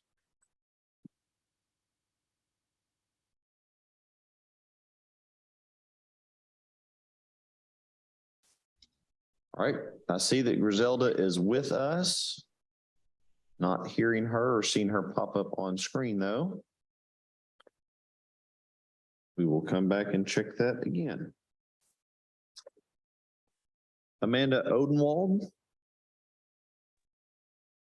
Hello, can you hear me? Yes, I can. Hi, my name is Amanda Odenwald. I'm from St. Louis, Missouri, and I went to St. Louis College of Pharmacy, and I am seeking licensure for my job. I work for Foundation Care Pharmacy, which is an Acaria Health Pharmacy. So we're a specialty pharmacy, and I'm trying to get licensed for PIC redundancy and to also cover my current PIC's maternity leave. And tell me about Acaria Health. Yep, so it's a specialty pharmacy. We are owned by Centene, and we at my location, we specialize in cystic fibrosis medications. And how do you disclose to patients potential conflict being owned by a pharmacy benefit manager?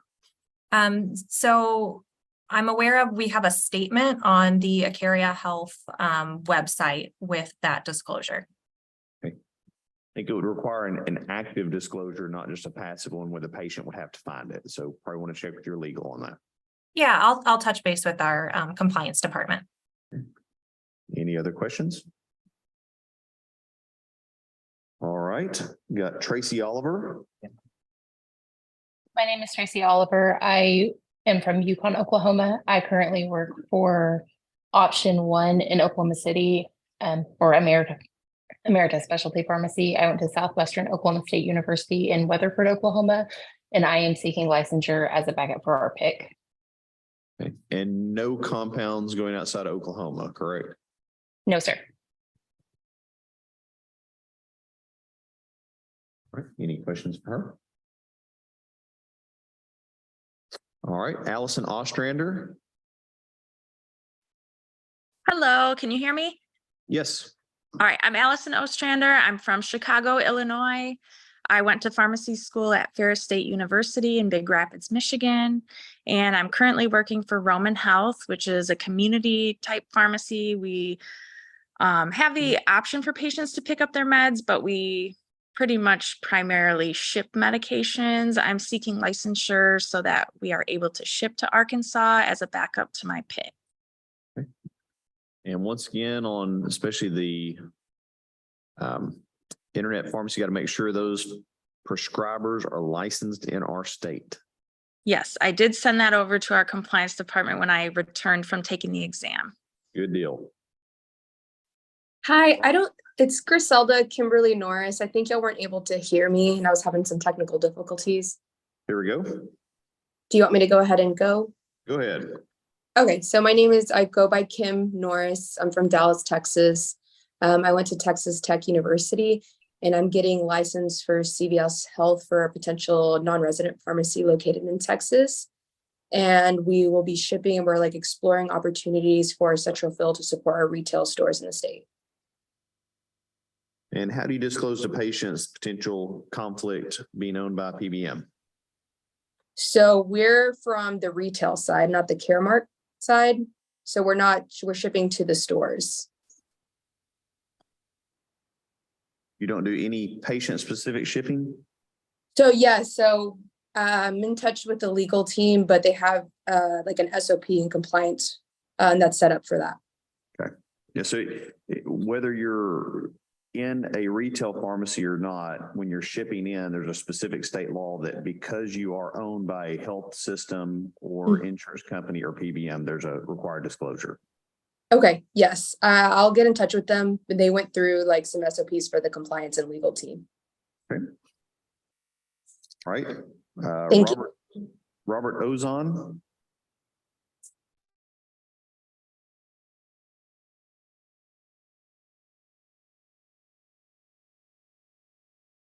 See if we have Ozon on here.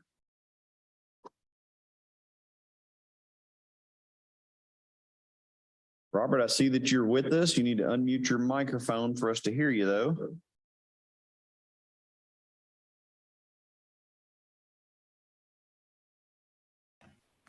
Can you hear me now? There we go. Okay. I'm Robert Ozon. I'm from Farmerville, Louisiana. And I graduated from Southwestern Oklahoma State in Weatherford, Oklahoma, and back in 1989.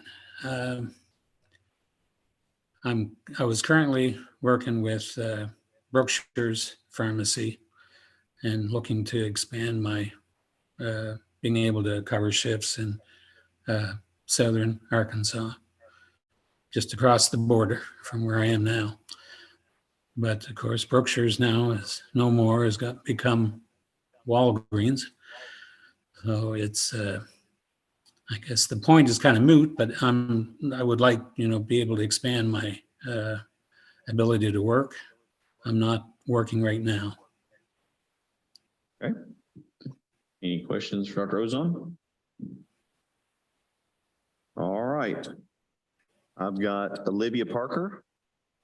Good morning, that's me. So my name's Olivia Parker. I'm from Erie, Pennsylvania, and I went to school at the Duquesne University of Pennsylvania in Pittsburgh. I am working for Walmart currently, and my ultimate goal is to work at the home office in Bentonville with practice compliance. So my family and I have just moved to Bentonville, and I'm actually working at a Walmart in Missouri, just over the border right now. But so yeah. Any questions for her? All right, welcome to Arkansas. Thank you. All right, Priya Patel.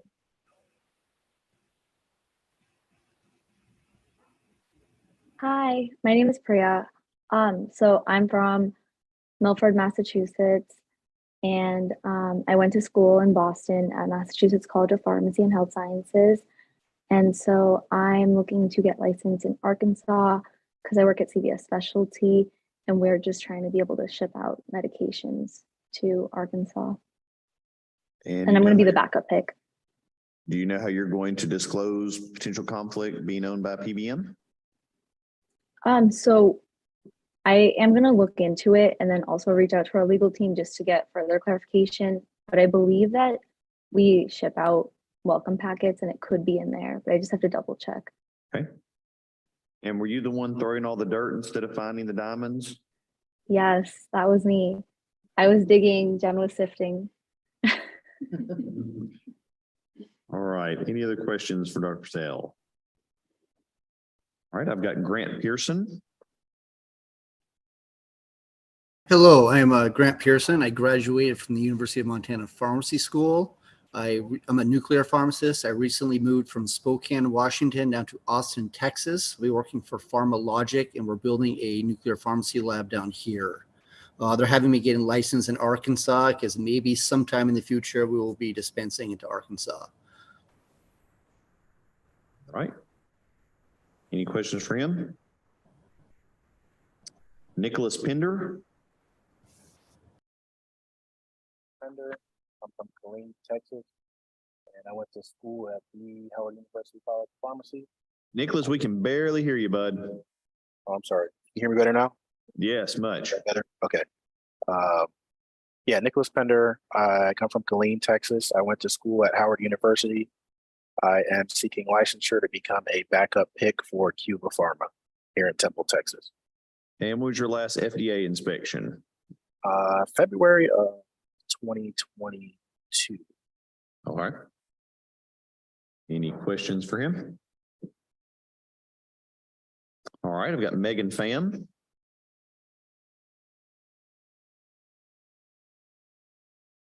Hello, can you hear me? Yes. So my name is Megan Pham. I am from Memphis, Tennessee. I went to the University of Tennessee Health Science Center College of Pharmacy in Memphis. Graduated in 2022. I'm seeking licensures because I just recently moved to Jonesboro, working as a transition of care pharmacist for St. Bernard Medical Center. So my role is to assist patients in helping them get access to their medication and optimizing their therapy before leaving the hospital. Any questions? Welcome to Arkansas. Absolutely. Welcome to Arkansas. Thank you. All right. Brittany, is it Preble? Preble. Preble. Hi, I'm Brittany Preble. I am from originally from Arkansas, but then I went to South College Pharmacy in Tennessee, and then I moved to Houston, Texas, where I currently work for Kroger, and I'm transferring back to Kroger in Cabot, Arkansas. And I think we have Kyle with you. Yeah, he's here as well. Let's hear from Kyle. Hey, my name's Kyle. I'm from League City, Texas. Went to school in South College in Knoxville, Tennessee, and I am changing districts with Kroger to work in Jacksonville, Arkansas. Okay. Any questions for either of them? All right. Welcome to Arkansas, guys. Let's see, I've got Ashley Roche. Yes, Roche, thank you. Right. My name is Ashley Roche. I am from right outside Philadelphia, Pennsylvania. I went to school in Wilkes there at Wilkes University. I currently work at Transition Pharmacy, which is a specialty mail order pharmacy. We dispense products all across the country for telehealth, employer contracts, and PAP programs. And so I'm getting licensed in Arkansas for pick redundancy. Any questions for her? All right, I have Alexis Rogers. Hi, my name is Alexis Rogers. I'm from Shannon, Mississippi. I went to school at South University in Savannah, Georgia, and I'm currently seeking a license in Arkansas because I was offered a job at the West Cancer Center located in German, Tennessee, for the oral pharmacy. And I caught most of that, but you were offered a job with where? For West Cancer Center in Germantown, Tennessee. It's an oral pharmacy. Okay. And any ownership or interest by hospital corporation, or who's the parent corporation of that one? So it's through Regional One. That's the hospital that it's through. It's basically a cancer center where we do ship out drugs to oncology patients into Arkansas. Okay, we will probably have to follow back up with you because if that's a not-for-profit hospital system or related to one, it would not be eligible for a permit. The retail side would not be. So we'll mark that and probably just get back in touch with you. Okay. Okay. Yes. All right, I've got Sarah Rahani Tazangi.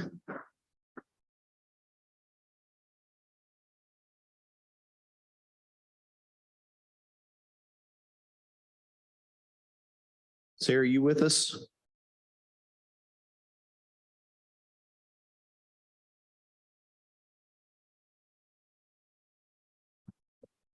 I do not see any of her names with this.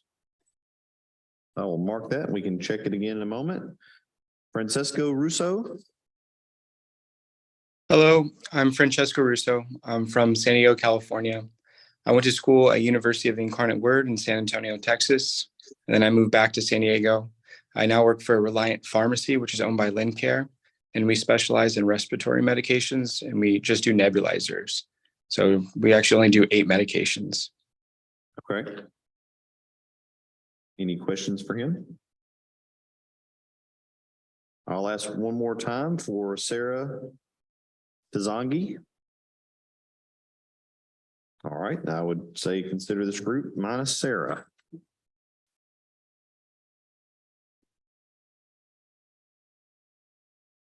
Okay, so for this third group of reciprocity candidates, looking for a motion to approve their applications. Okay. Have a motion and a second by Drs. Richmond and Dr. Mack. All those in favor, please signify by saying aye. Aye. Any opposed? Motion passes. All right, everyone, when you receive your pharmacist license, I think we only have one person that's pending anything. It'll have a notice that it does expire on 12/31, so you will have to renew to continue that license for next year. You will not be responsible for reporting CE at this time since you are just getting your license. You also get a couple of letters. One is about the Arkansas Prescription Drug Monitoring Program to be sure you're aware of requirements for it for your pharmacy. And then we also are asked to include an invitation from the Arkansas Pharmacist Association. If you're interested in keeping up with what is going on in Arkansas pharmacy, they are a great tool to let you know what's happening, not just things you'd hear from the Board of Pharmacy, but other political issues, legislative issues, or other things. Our state. So welcome to Arkansas, and we will give it just a couple of minutes for you guys to clear out as we start the next group with Schaffner. Thank you.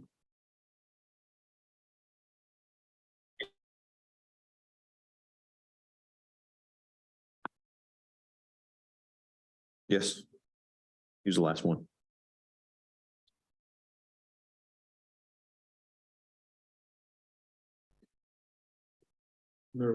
I think so. Excuse me, can you hear me? Yes. We can hear somebody. Who is that? Okay, this is Patsy Lawler. I could not unmute when you called my name in the last group. Okay. So I will, I suppose, join the next group. We can, if it's okay, we can take you up now. That would be fabulous. Go ahead. And I'll say for everybody else in this group, the board's going to want to know the following 4 things from you, and please stick around through your group so that the board can then vote on the group as a whole. Who you are, where you are from, where you went to school, and why you are getting a license in Arkansas. So there we go, Ms. Lawler. Okay. My name is Patsy Lawler. I am from Gainesville, Texas. I went to pharmacy school at the University of Texas at Austin. I currently live in Hot Springs Village, Arkansas, and I am seeking licensure so I can go out and finish that waiter that is waiting on me right now. I am working for Butler Family Pharmacies in Arkansas. Any questions for her? Welcome to Arkansas. All right. Thank you so much. I love this beautiful state. There you go. Got Taylor Schaffner. Hi, I'm Taylor Schaffner. I'm from Kansas City, Missouri. I went to pharmacy school at University of Colorado in Denver, and I am back in Kansas City working for Walgreens Community Specialty Pharmacy, seeking licensure in Arkansas to be able to provide primarily limited distribution medications for patients in Arkansas that otherwise may not have access with their local sites. Any questions for her? All right. Katie Shepard. Thank you. Hello, I'm Katie Shepard, currently in Louisville, Kentucky. I went to pharmacy school at Lipscomb University College of Pharmacy in Nashville, graduated in 2016. I'm currently employed with NutriShare. So we're a home infusion TPN pharmacy. We do not currently have any consumers in Arkansas, but we do carry an Arkansas license. So I am seeking licensure for PIC redundancy. Any questions for her? All right, I've got Harold Thomas Schilling. Hi, this is Tom Schilling. Sorry, I go by Tom. I go by my middle name. I graduated from the University of Florida, and I work for Praxis Specialty Pharmacy. And we do not currently have any specialty patients in Arkansas, but we do work with a client that we distribute their prescription meds for. And I'm just getting licensure redundancy. Any questions for him?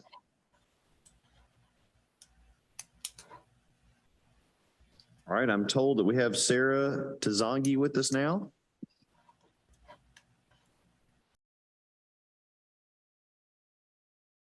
Hello, can you hear me? Yes. Okay, sorry. I couldn't unmute my phone. My name is Sarah Rohani Tazangi. I'm from Atlanta, Georgia. I graduated from Massachusetts School of Pharmacy and Health in New Hampshire, Manchester, New Hampshire. And I am currently working for Maxor Specialty Pharmacy, which we provide the oral chemo medications for City of Hope and Cancer Treatment Center of America. And I am actually getting the Arkansas license to be back up to the PIC. Okay, you say it's for Maxor? Maxor is, yeah, Maxor Specialty Pharmacy. You understand that? And we're located in Newnan, Georgia. Okay. Any other questions for her? All right, I've got Courtney Smith. Hi, I'm Courtney Smith. I'm originally from Scranton, Pennsylvania. I went to school at Temple University School of Pharmacy in Philadelphia. I live in Austin, Texas now, where I work for Amazon Pharmacy, and I'm seeking licensure for redundancy and backup for our PIC. Any questions for her? All right, I've got Michael Spinner. Hello, my name is Michael Spinner, from St. Louis, Missouri. Went to University of Missouri, Kansas City, and I'm seeking backup licensure in Arkansas for our PIC and our compounding director at a place called Skin Specialty Solutions. We do acne and aging medications, and no insurance is involved. Any questions for him? All right. I've got Timothy, is it Stanchu? Yeah, Stansu, but Stansu. same thing. So yeah, so Tim Stansu. Hey guys, I'm from Las Vegas. I went to Roseman University of Health Sciences, which is here in town, local in Vegas. I work for Optum Frontier Therapies, and I'm getting licensed to be backup PIC, basically, backup to the PIC. And how do you guys disclose to patients there's a potential conflict being owned by PBM? It's my understanding, like someone from the previous group, we do have a welcome packet that it's my understanding has that info, but we also do an outreach to the patient, specifically a pharmacist does actually, before we process anything. Basically, we get a prescription from the doctor's office or the manufacturer, something like that. And before we process any claims or do anything with the prescription, we contact the patient first to kind of like a welcome call, tell them who we are, and that's when we disclose any information or the conflict of interest, basically, by being owned by that PBM.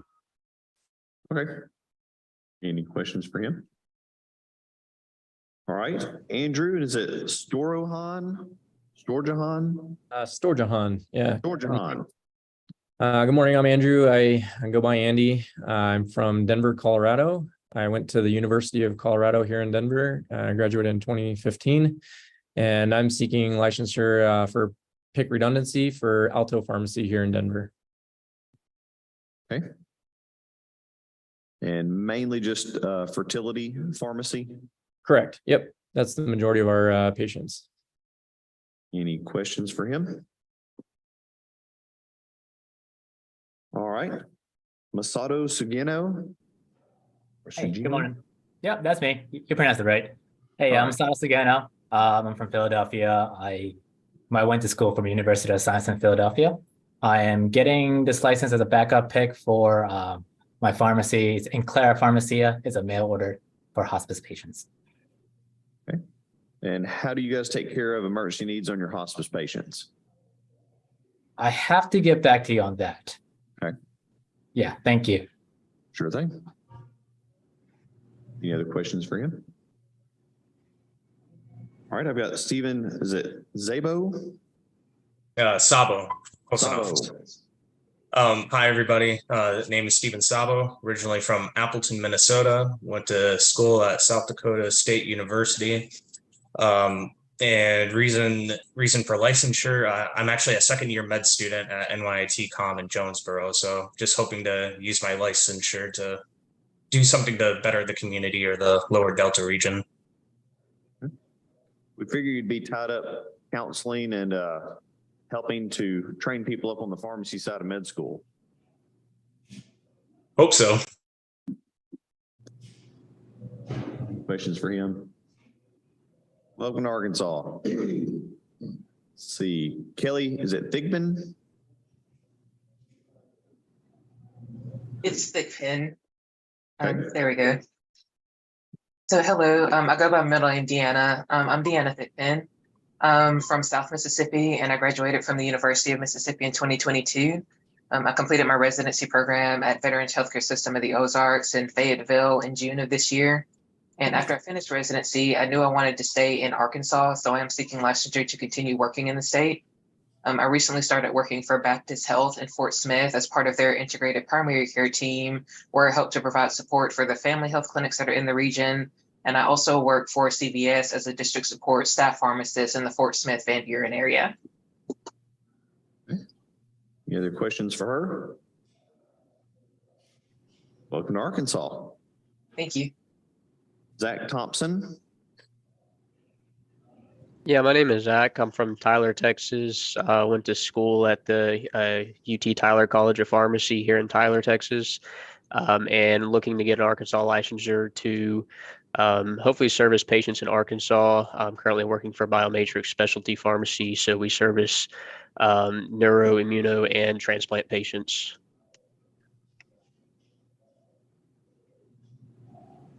Other questions? All right, Mary Vance. Hi, I'm Mary Vance. I'm from Oxford, Mississippi, and I went to pharmacy school at the University of Mississippi. And I am seeking licensure because I moved to Little Rock to work as an ID pharmacist at Arkansas Children's Hospital. Okay. Any questions for her? All right, hope you enjoy the area. I've got Alina Viteri. Hi, yep, that's me. My name is Alina Viteri. I went to pharmacy school at Southern Illinois University, Edwardsville. I'm from the St. Louis area, and then I'm seeking licensure in Arkansas because I am starting a position at UAMS in Little Rock as an ID pharmacist as well. Questions for her? All right, Catherine Warmoth. Hi, good morning. Hi, good morning. Can you hear me? Yes.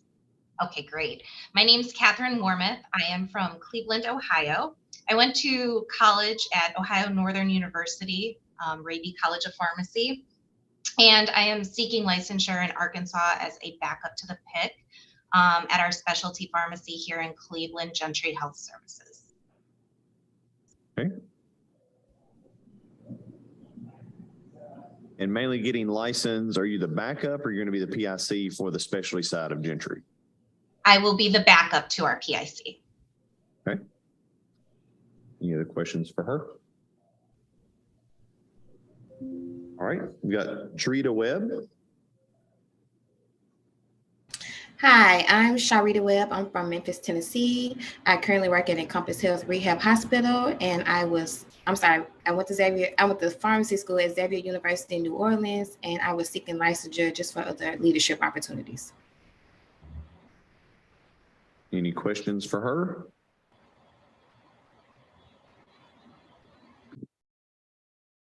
All right, we've got Justin Welch. Hi, I'm Justin Welch. I am in Memphis, Tennessee. I went to pharmacy school in Drake University in Des Moines, Iowa. I worked for Option Care Health, and I am seeking licensure to be a backup to our PIC. Any questions for Dr. Welch? All right, and Amy Woody. Hi, I'm Amy Woody. I am originally from Mississippi, so I did go to the University of Mississippi. I live outside of Memphis, Tennessee right now in Oakland, Tennessee, and I am seeking licensure. I work for ExpressRx, which is located there in Arkansas for case they need some backup over there. Or also to do some clinical services. Any questions for her? All right, that is the end of this group. I don't think I've missed anybody else out of this group. We've got one more in a final group.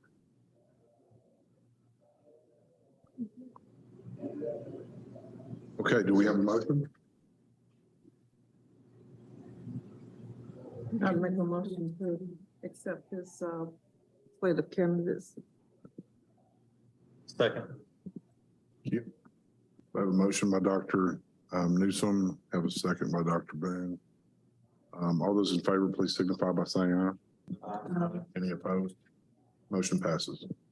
A couple of quick housekeeping things for all of you. I don't know that we had anybody there pending any other requirements, but you will get a letter from the board with your license explaining that it will expire on 12/31. So you do have to renew to continue it into next year. But because it is so late in the biennium, you will not have to re-report CE for this year, but please keep in mind we do a 100% audit of pharmacist CE requirements each biennium. There will also be a letter about the Arkansas Prescription Drug Monitoring Program to be sure you're aware of that in case you are shipping into the state, even if you're doing non-controls only. And then there's an invitation from the Arkansas Pharmacist Association. If you are looking for a way to keep up with what is going on in pharmacy in Arkansas, they are a great tool, especially keeping up to date with what may be happening politically or in legislative issues. We also have a closed pharmacist Facebook group, Arkansas Pharmacist Q&A, that if you're a licensed pharmacist in Arkansas, you'd be eligible to join it. And also a lot of information shared through there. If you have a license here, we usually will get you approved in a couple of days if you request. That is all I have for this group. We will let them shuffle out. And then we've got our 11:15 is here with us as well. So thank you guys.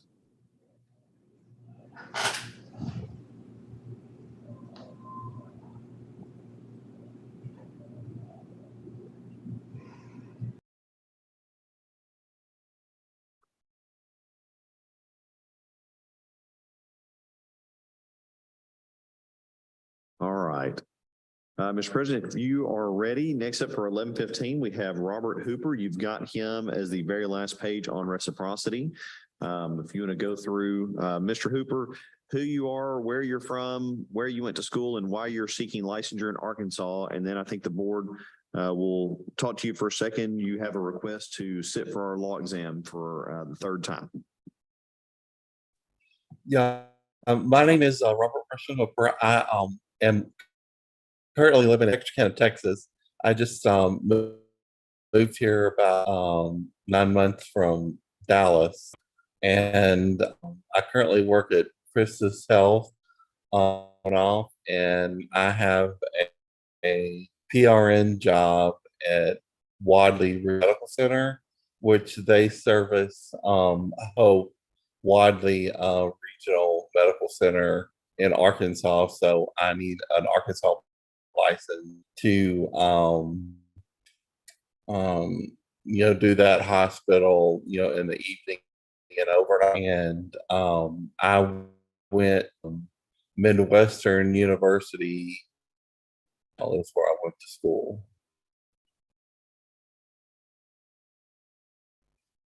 And Midwestern in Glendale, correct? Yes. Okay. So that's his restaurant stuff. He's basically trying to be able to come over and help out at the other hospital. He's seen the first 2 rounds of our test. For us to do anything else, you guys have to have a discussion with him and see if you'll approve him to sit for the next round. Yeah. Any questions from board members for Dr. Hooper? I've got some questions more for John. Is there any particular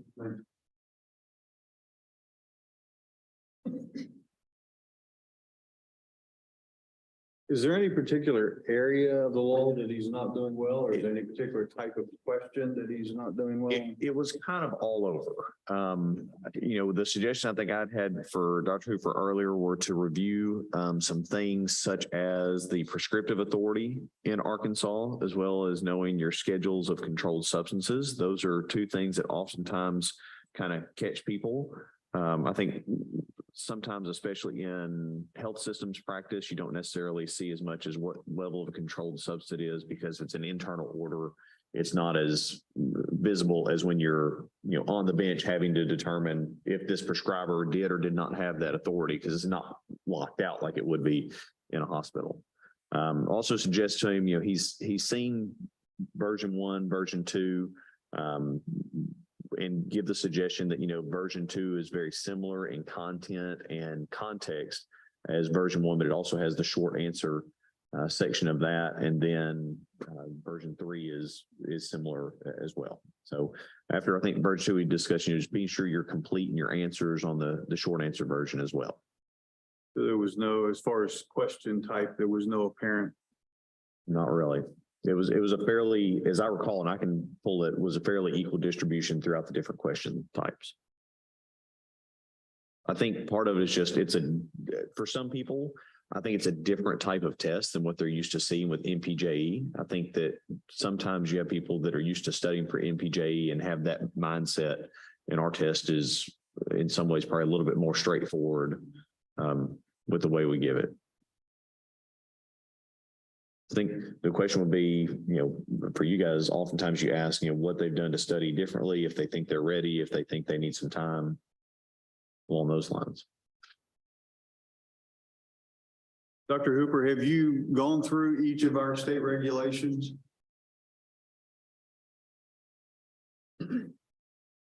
He's frozen. Robert, did you get frozen on us?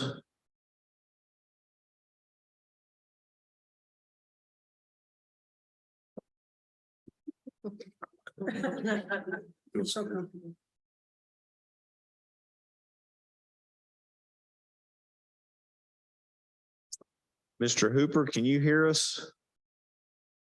Oh, he popped off. I bet he'll come right back home.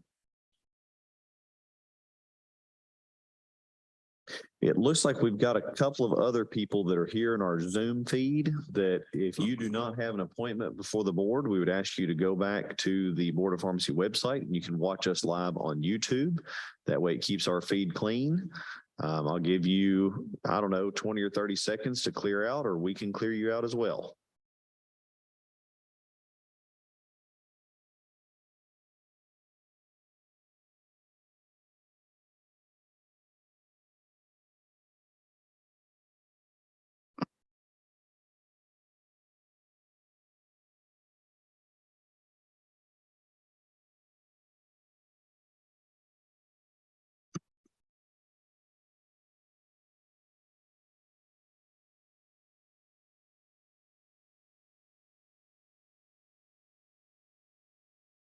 Well, we're going to give it a moment to see if Mr. Hooper is able to rejoin us. Cool. While he's seeing, if you guys see him.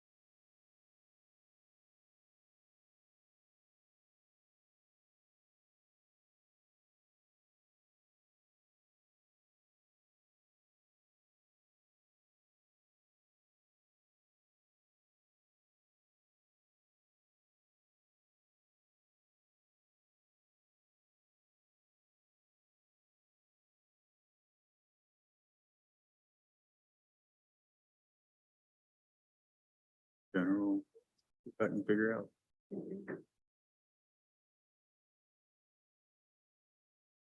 You can't just skim it.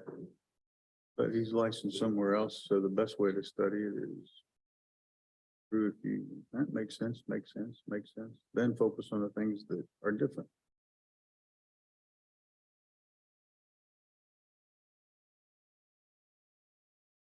Yep.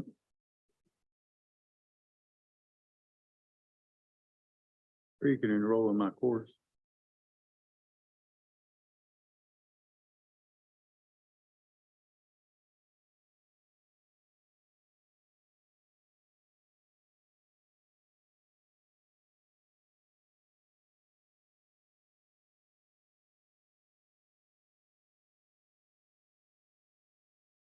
I have one student.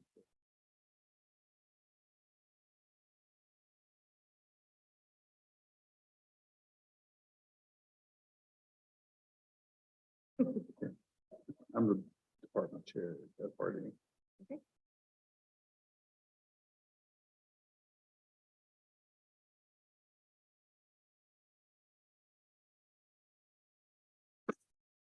We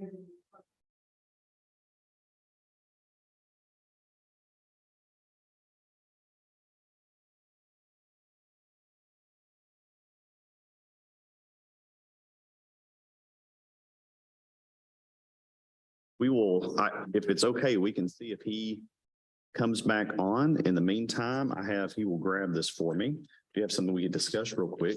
If we've got a little bit of extra time.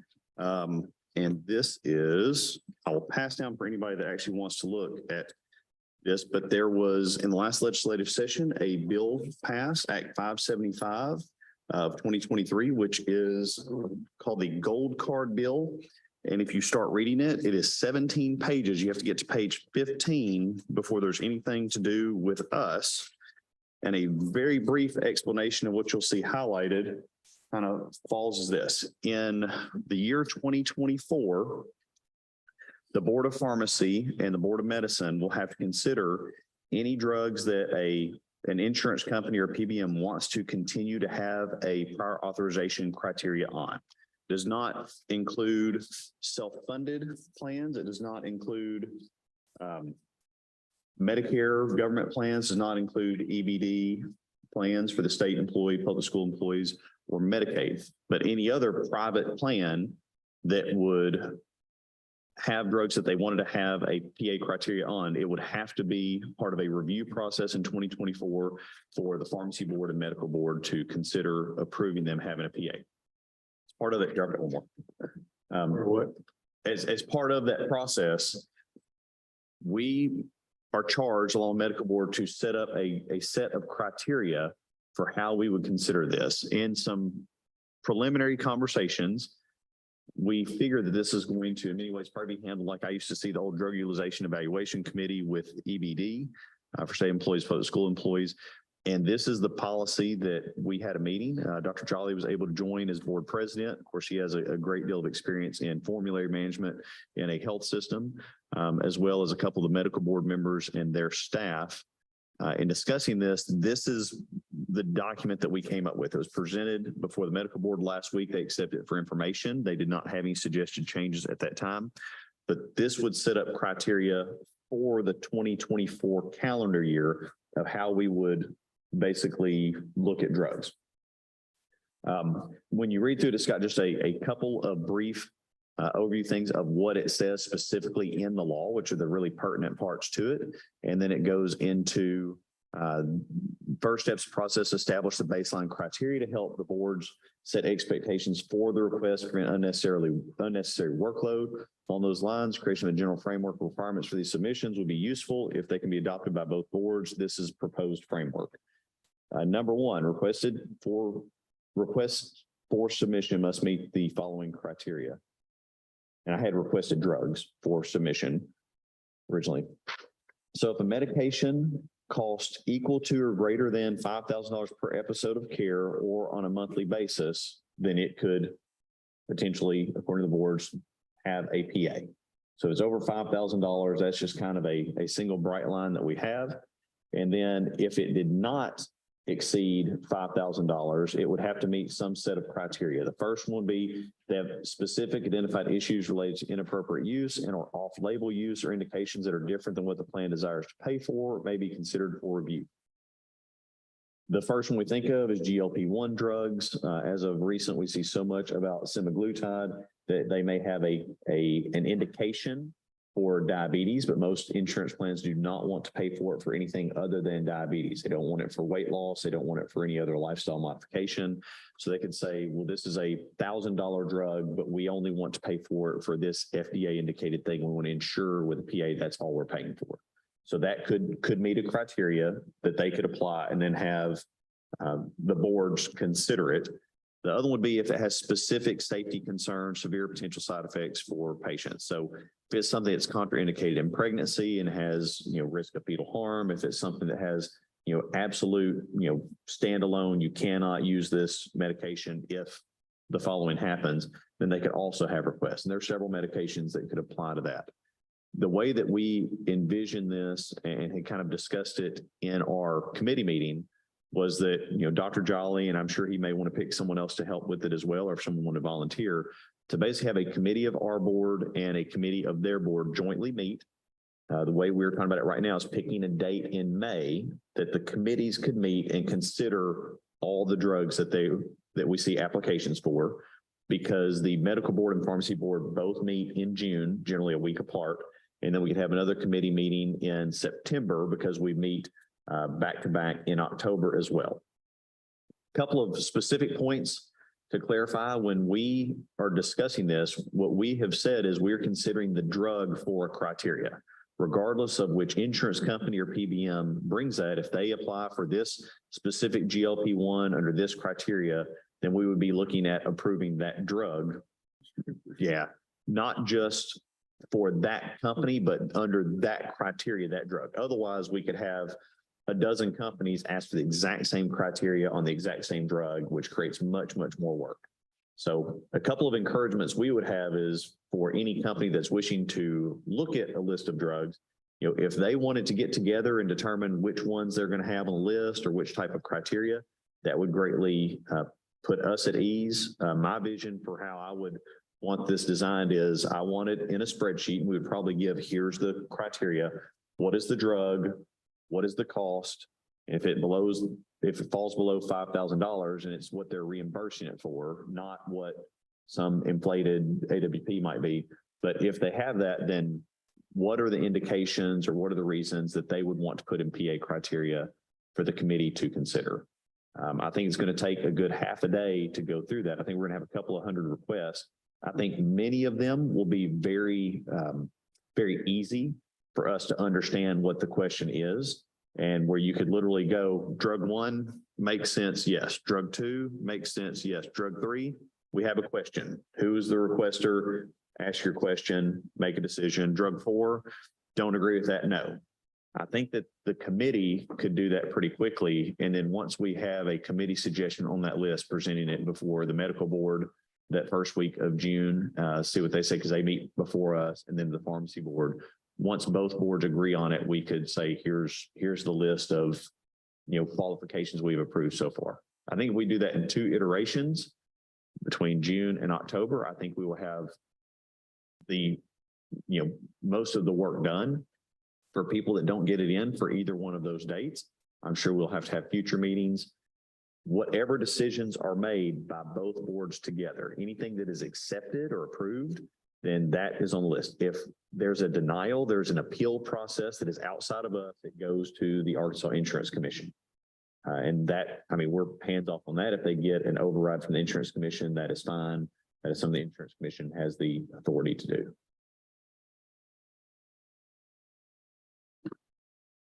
And both boards' approval is required. Both boards' approval is required. So you could potentially have a situation where one approves, one denies. Hopefully not, but it could happen. And that would go through the appeals process. That would, if both boards do not agree on it, then it would be a denial, basically. I'm hoping that if we've got a committee, a couple of members from each board that are looking at this, I don't anticipate a whole lot of things coming out of that committee without an endorsement for either approval or denial. Because if the committee members from one side say there's no way we're approving this, the other one says they are, well, it's a denial from the committee, basically. The suggestion would be for denial.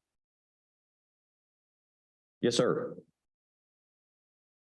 Got 2 questions. Okay. On the criteria number 1, if a drug is more than $5,000 per episode, then that application is not deniable. That automatically works. I believe the way the committee is going to handle it is if it's over $5,000, then it's approved.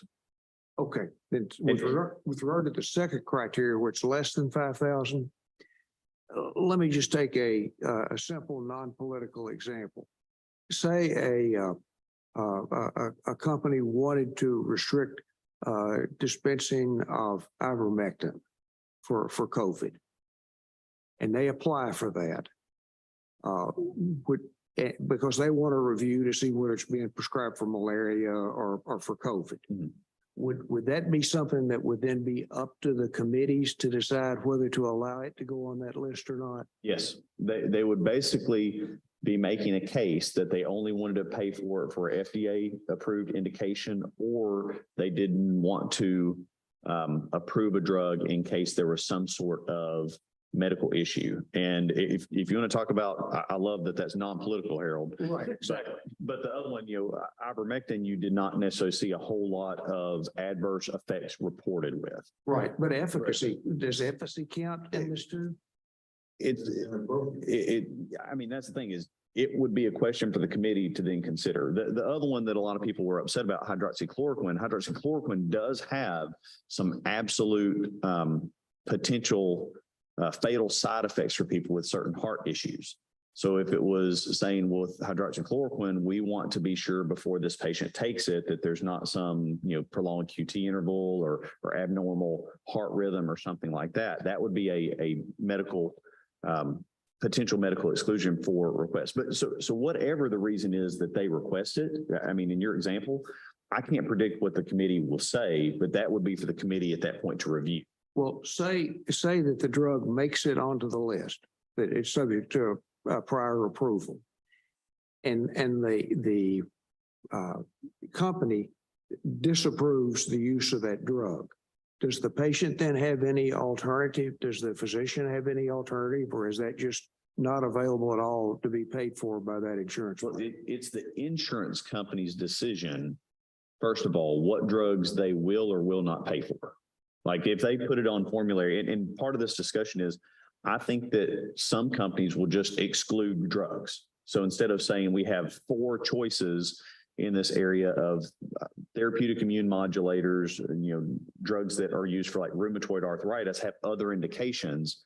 And they say, well, we've got 4 of them on formulary, where they could change and say, you know what, we're not going to deal with all this stuff in Arkansas. We've got 2 of them on formulary now. So if you have a drug that's not on formulary, the prescriber can still prescribe it and the patient can still get it.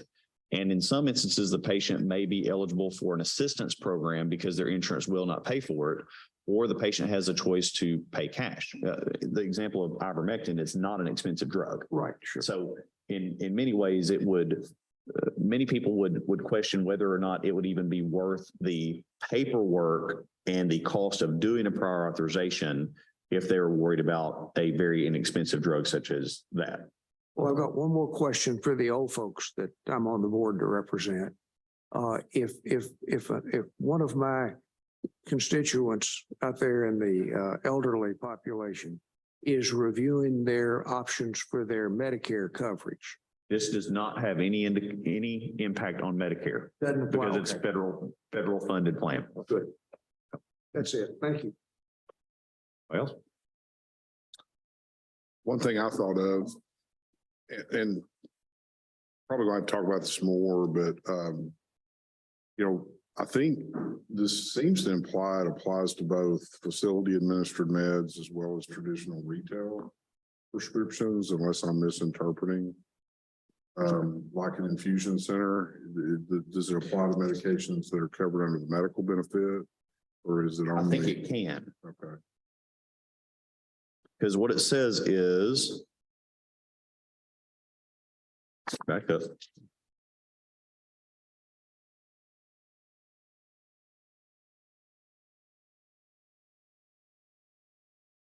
As of January 1st, 2025, provisions of 2399-1120 shall apply to prescription drugs, medicines, biological products, pharmaceuticals, or pharmaceutical services that have not been approved for continuation and prior authorization under basically this law.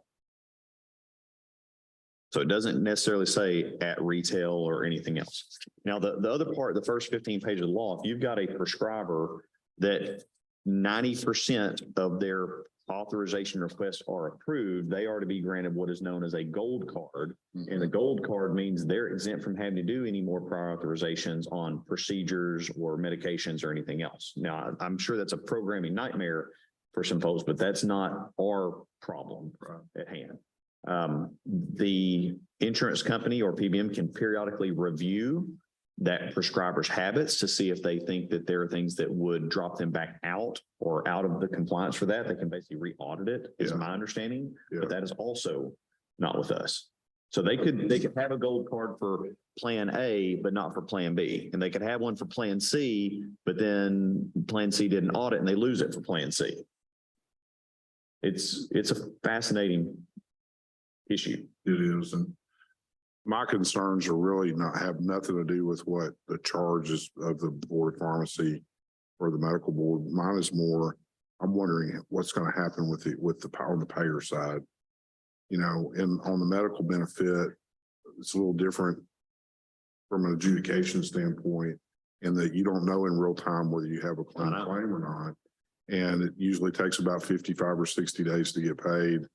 And I wonder, I'm just concerned about the denial part of it on the back end. But again, that doesn't have anything to do with what we're charged with. But if it does carry over into that medical benefit side, worry about how It could be a problem. logistics of the administration part of it on the part of the third party payer is going to work out. How are plans that fall under this identified? So there's several that are excluded. How do you differentiate one that should or should not? We don't have to.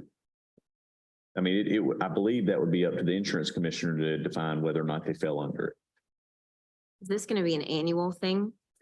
I don't believe it's going to be annual. I think that once we establish that a drug is on the list, if something happens where a drug falls under the price point, then it may fall into an area where it then needs to apply to be able to continue a prior authorization. If a There's drug, like a new trend, like Ozempic Yeah. 2.0. or I something. think that there's going to be a continual flow. I think that we're initially going to have a huge list of potentially a couple of hundred drugs to look at. And I think after that, we're going to have the cleanup. And I think we're going to have new drugs that come out that people are specifically going to want. Some plans have automatic coverage of new drugs. Many plans have automatic exclusion of new drugs, and they would probably want to see if they could get a PA on it before they were going to actually cover it. It's like with state employees, public school employees, we excluded new drugs until it was reviewed to see if it was appropriate for the plan to pay for it. So I was gonna say it's a mouthful to kind of, even get it all out there. But our main request is if this framework that medical board accepted for information, if it looks okay to you guys, and then anybody that wants to serve on that committee, let Dr. Jolly and I know. Of the 12 different or so sources for cost, which one are you going to use? I think, personal opinion, NADAC is a true cost measure rather than AWP or something else. But I think also we could ask whoever is asking for it, what is the cost of this drug? And so you're telling me you pay this much for it. I don't think there's going to be very many drugs that are going to be real close to that line. Asking some questions of a couple of plans, the 5,000 mark is roughly 40 to 60%. So it's 40% above or below or 60%. It's basically a half and half split depending on which plan you talk to. Average cost of claims, I'm told, is about $1,100 now whenever you're considering any specialty biologics, name brand drugs. So there's going to be 50% of the drugs, 40 to 50% that everyone would agree are over $5,000 right off the bat. And then the others, I don't foresee it being a huge argument of is it 4,900 or 5,100. And if it does end up carrying over to that infusion center setting, yeah, the list is going to be it's going to get bigger, but you've got to hit that above or below 5,000. That's where the initial decision is. This is purely drug cost. Yep. Not care, just, and most drugs, when I've had a couple of, third party insurance companies, PBMs reach out to me and, they're like, well, why 5,000? I said, well, would you prefer that there's no limit and you have to apply for every drug? They're like, well, no, that's not what we want. I'm like, I understand you might want a lower number, but this is a number that appeared to be not a random, but a reasonable number for 50% or so that I think is something that both the medical board and pharmacy board would stomach the volume. Now, we may have one board or the other go, that number is the wrong number. We want to revisit and reestablish the criteria, and we want it to be 7,000. We want it to be 2,000. But for now, we're going to see, my proposal is we see what happens with 5,000. Need a motion or I would appreciate one. So the motion would be to approve the framework as presented today. I so moved. Okay, so we have a motion for approval. Do we have a second? I'll second. We have a motion by Mr. Simpson, a second by Dr. Newsom. All those in favor, please signify by saying aye. Aye. Any opposed?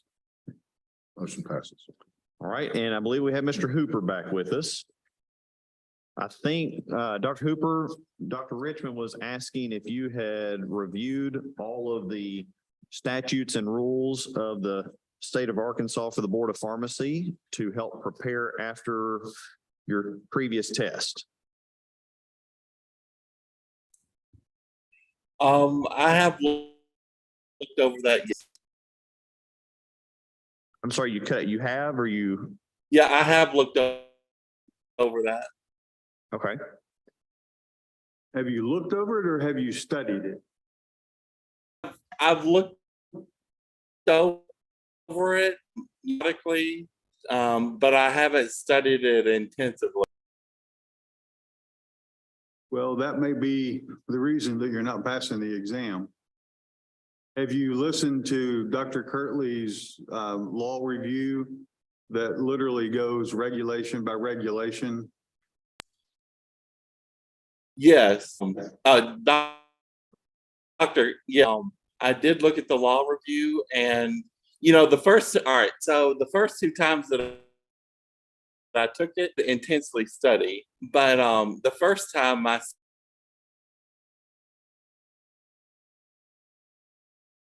spouse was very, very stressful for me, and then the second time my spouse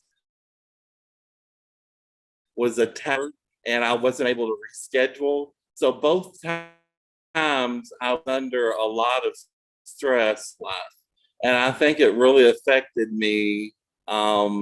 It just really affected me. And I think that was a contributing factor.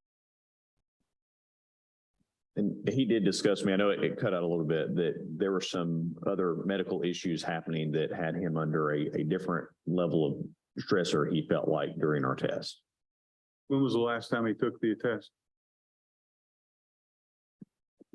It was last month, as I recall. So he's had his wait out period. What have you done since that time period in anticipation of being permitted to take the exam again? Well, I've gotten some study guide from these at Wadley Regional Medical Center. The medical director there, she has a study guide that she had made, and I've been reviewing that. And then I've been rewatching that video, trying to make sure that I study the right material.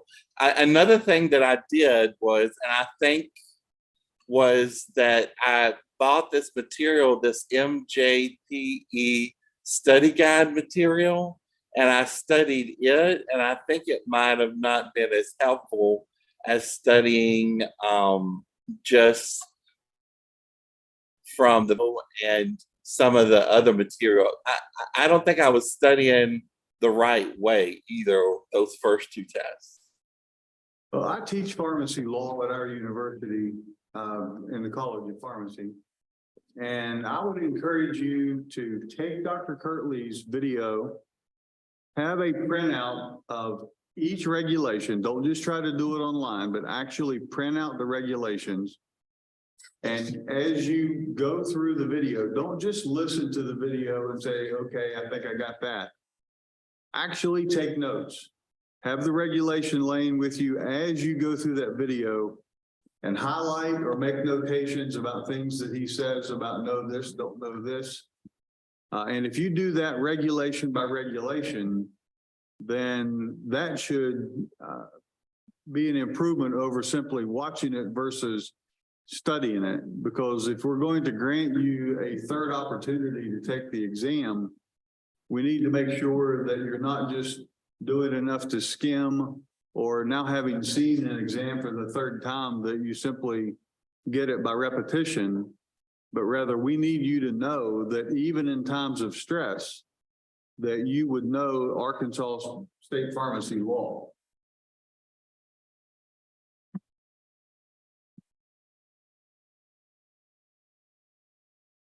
I understand, and a lot of it had to do with the way that I was studying because, and I see now, um, like you said, looking over that video, going through it step by step, and doing it a different way, I think would be way more beneficial than the way that I was doing it before. The questions that I was getting, and it was basically like this it was MJPE, but it was for Arkansas supposedly, and it was like come up with these questions that you answer first. And then it would come up with a test, like a fake test, and then that's what you would take. But I don't think that really reflected the test that y'all gave, and I think that's one of the things that was my mistake. Was I was thinking that material would reflect, and I think it's just because it's different than most states. Well, you do realize we're not an MPJE state. We're the only state in the country that has its own exam. So I would encourage you not to rely on as your primary study exam questions that someone else has put together that they deem to be important, but rather if you follow Dr. Kirtley's video and you take our regulations and that's what you study, then that's going to prepare you eminently much better. Now, another way that I would encourage you to study is obviously you're already licensed somewhere else. And so there are going to be things in practice that you're familiar with. And as you go through and you study the regulations, if you simply focus on the things that are different, then that narrows down the number of things that you have to study because by definition, you would already be familiar with it otherwise. Now, as it relates to the type of questions, just give you a couple of tips.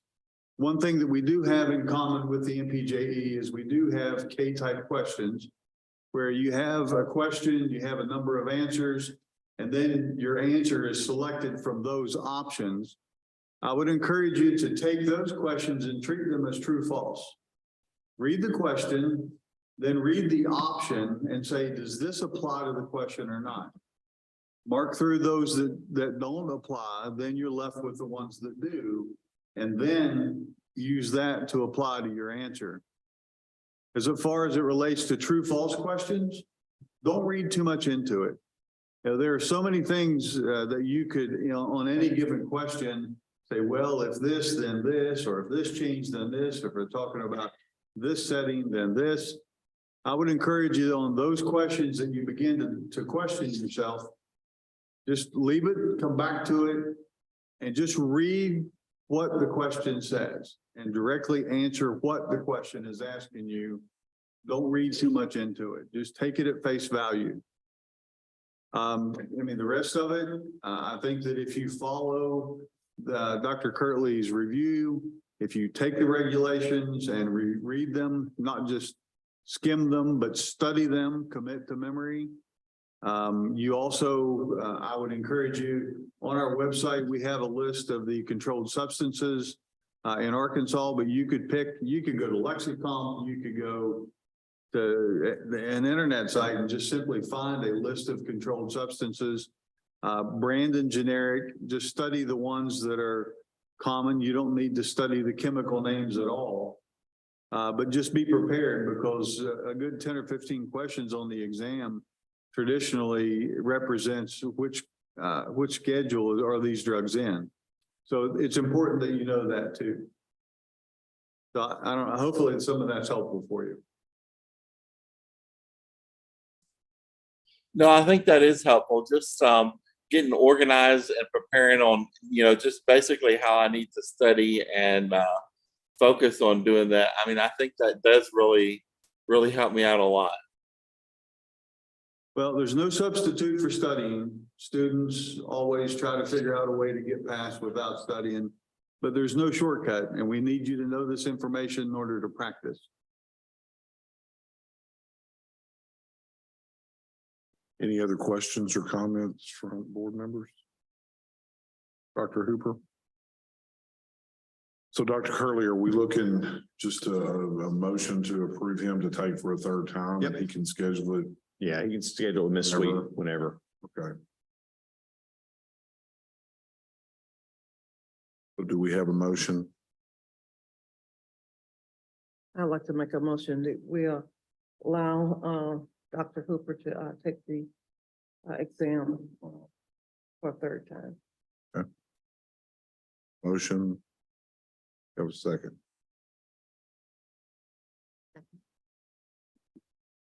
A motion by Dr. Newsome, a second by Dr. Davenport.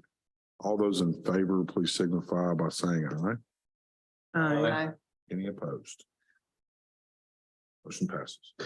All right, so Dr. Hooper, I'll let Miss Sweet know that you are welcome to reschedule that test at a time that's mutually acceptable for her to give it and for you to be up here. But with that, appreciate you coming in today. All right. Thank you so much. Absolutely. All right. Thanks. And for the board, that's all we have for our noon stop time. Going for lunch? That's it. We'll be back at 1 o'clock. Thank you. Thank you.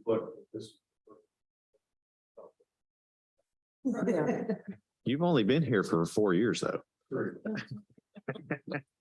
I still got 3 more. Don't give up. I would say one.